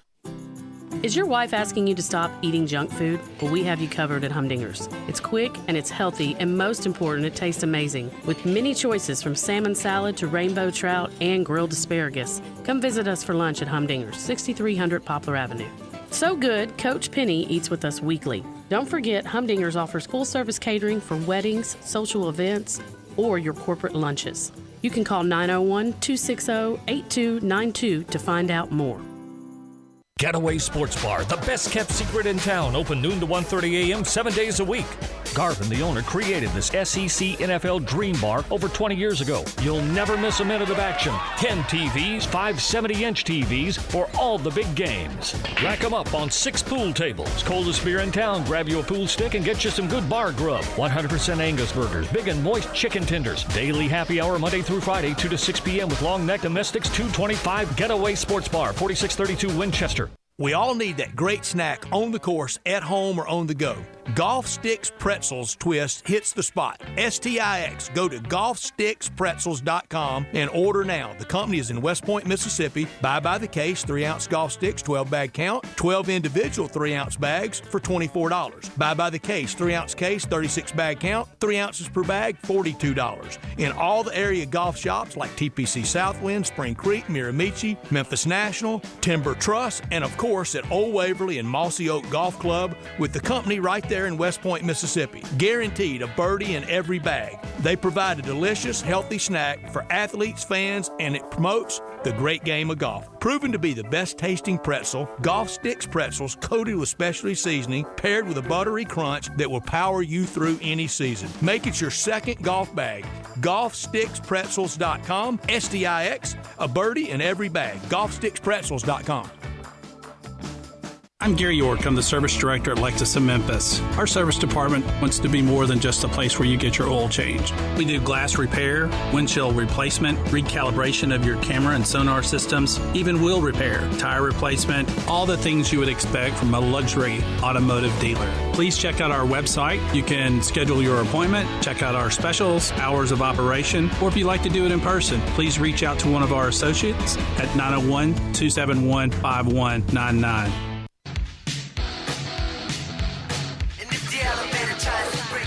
Now, back to Sports 56 Mornings on Sports 56 and 98.5 FM. This hour is brought to you by Acura of Memphis. Here once again are Greg Gaston and Eli Savoy. Tomorrow we'll be broadcasting live from TPC Southwind. 5 favorite things topic for tomorrow. If you missed it earlier, your 5 best college football traditions. Kind of a broad topic, but your 5 best college football traditions. The mentioned earlier, but Roquan Smith requesting the trade from the Chicago Bears. That's it. I mean, That's a massive player. If they do make this move, I'll be interested in what they get for him. But he's a game changer at the linebacker position for somebody if they're able to acquire him.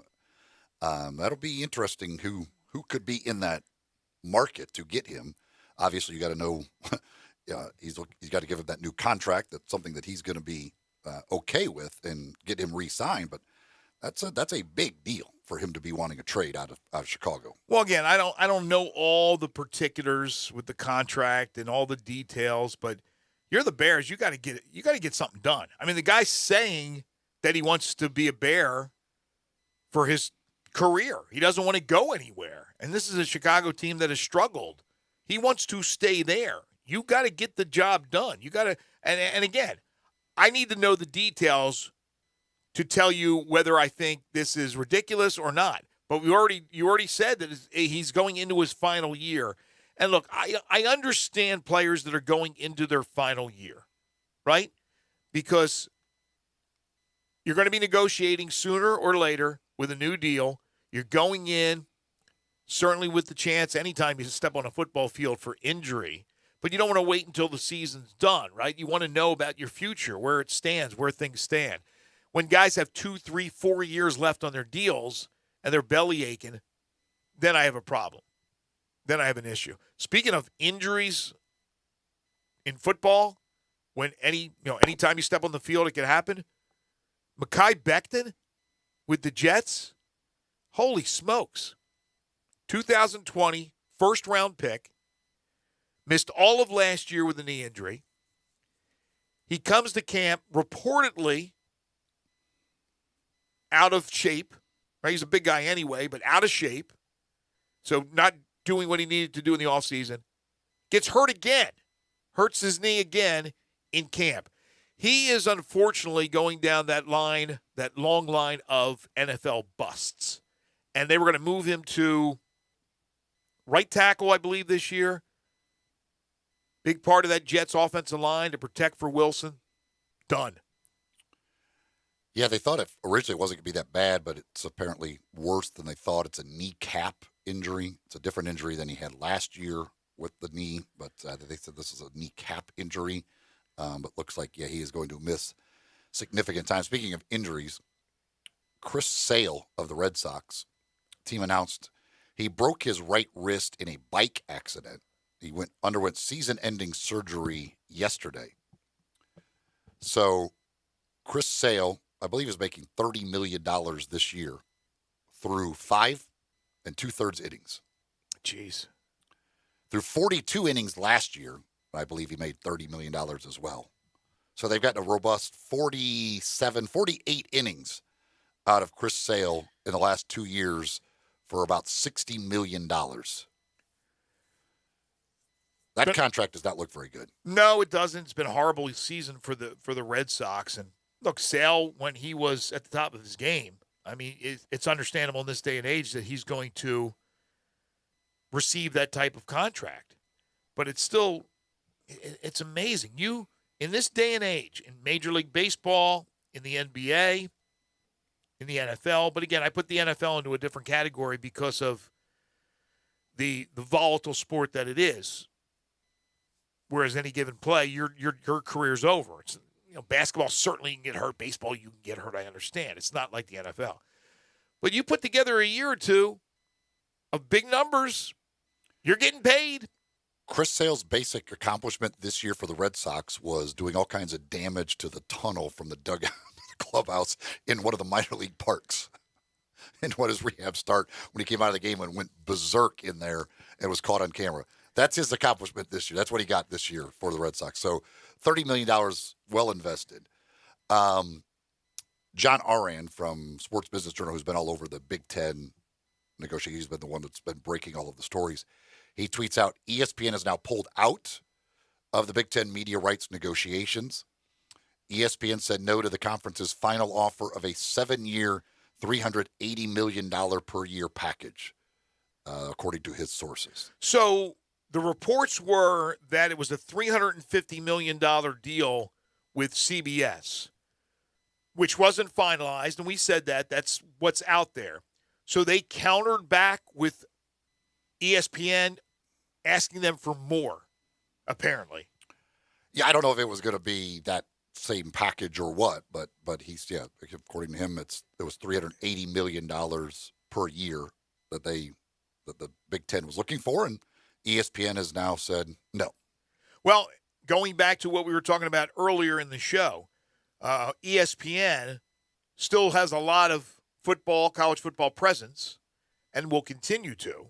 And obviously having the situation, the deal with the SEC, and we'll see what happens when their new television rights, their new bargaining happens in, I think, 3 years. Oh, Greg Sankey is like, oh, this is beautiful. Now, that just gives them, that means they got more money to give us and more programming spots to give us. Like, dude, this is like, all right, we can get a little bit more out of them.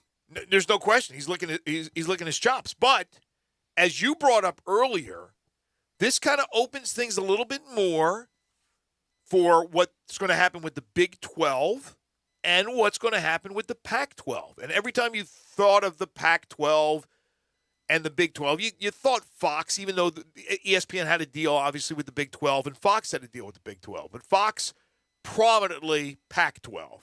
Well, now that the Fox people, along with CBS, this deal would be with CBS, Fox, and NBC, maybe a little bit less emphasis. And so it gives ESPN a chance to make more of a footprint out of the West Coast for the late games, as you had talked about. So I think it opens things up more, which makes it even more interesting for what's going to happen with teams and movement with realignment with the Big 12 and the Pac-12. I am shocked that we haven't heard any news yet on legitimate offers out there from the Big 12 to Pac-12 schools or vice versa. I expected that like right off the bat. Right off the bat. We don't know what's going to happen with Washington and Oregon. They're the leaders of the pack. They seem to be a separate entity altogether because they could be Big Ten schools down the road. We don't know that, right? The Big Ten's doing pretty good without them, according to these stories that are now available out there for with the finances being revealed, right? Talking about $350 million, and that's with the newcomers USC and UCLA involved starting in 24. But now, with the Pac-12 trying to survive, and the Big 12 looking to add to what they're already going to add, and that's next year the 4 teams, Cincinnati, Houston, UCF, and BYU, could they get a more lucrative deal with ESPN? And if so, would it be advantageous to add? I think it would be. But how many? And if the Pac-12 teams are staying and there's solidarity there, do we get back to the Big 12 looking to add a couple of schools like an SMU, like a Memphis? And if you missed this earlier, there's the report out there that SMU, through their Boulevard Collective, will be paying football and basketball players $36,000 per player annually with a $3.5 million deal through that Boulevard Collective for the NIL. The one thing with this, ESPN officially being out of the Big Ten, it does, if it does get to the point where it just becomes the Big Ten and the SEC and they go to their 20 teams or whatever and basically break off just the two of them, we literally now have it set up where it could be the Fox conference and the ESPN conference. And that's it. And that's what people have been saying over the last few months since the USC-UCLA news broke, which was what, a month ago, 2 months ago? Whatever the case is, that's what people were saying, and I kind of poo-pooed that. I go, there's no way there's going to be a 20-team SEC, a 20-team Big Ten. They're going to play. They're going to have their own playoff, and they're going to separate from everybody else, including what's left of the Big 12, Pac-12, ACC. No way. Scares me a little bit to think about it. It does scare me with these numbers that you're talking about. Yeah, I wouldn't be surprised at all if that's the way it ends up. What's the ACC right now? What is their rights deal, which goes through 2036? What does it pay each school in the ACC right now? I think they're getting 20.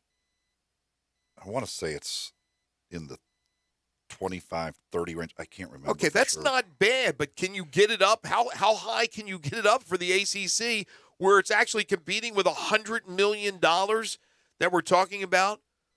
I mean, the for the SEC eventually and for the Big Ten eventually? This one, and I can't remember the name of the company, but they did these estimates a while back of all the different conferences and where they will be. And there's, the ACC, they have getting up by 2029 to 55 million. Okay. But at that same point, the SEC and Big Ten are going to be at 100 million. So it's almost double.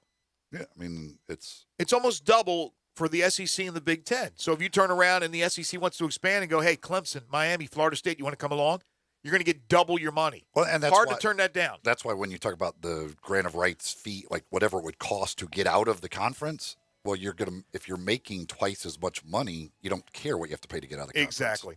Our thanks to Connor O'Gara for joining us on the program today. Again, tomorrow we start our coverage of the FedEx St. Jude Classic live on site at TPC Southwind, the FedEx St. Jude Championship, I should say. DeMichael Cole will also join us tomorrow, as he does every Wednesday, to talk a little Grizzlies. We got all the sports covered, but a big emphasis tomorrow on the golf tournament and the rest of the week. 5 favorite things tomorrow, your 5 favorite college football traditions. Waldo and Friends on Sports 56 is coming up next for Eli Savoy and Zach Boyd. I'm Greg Gaston. Have a great day, everybody. We'll talk to you tomorrow from TPC Southwind.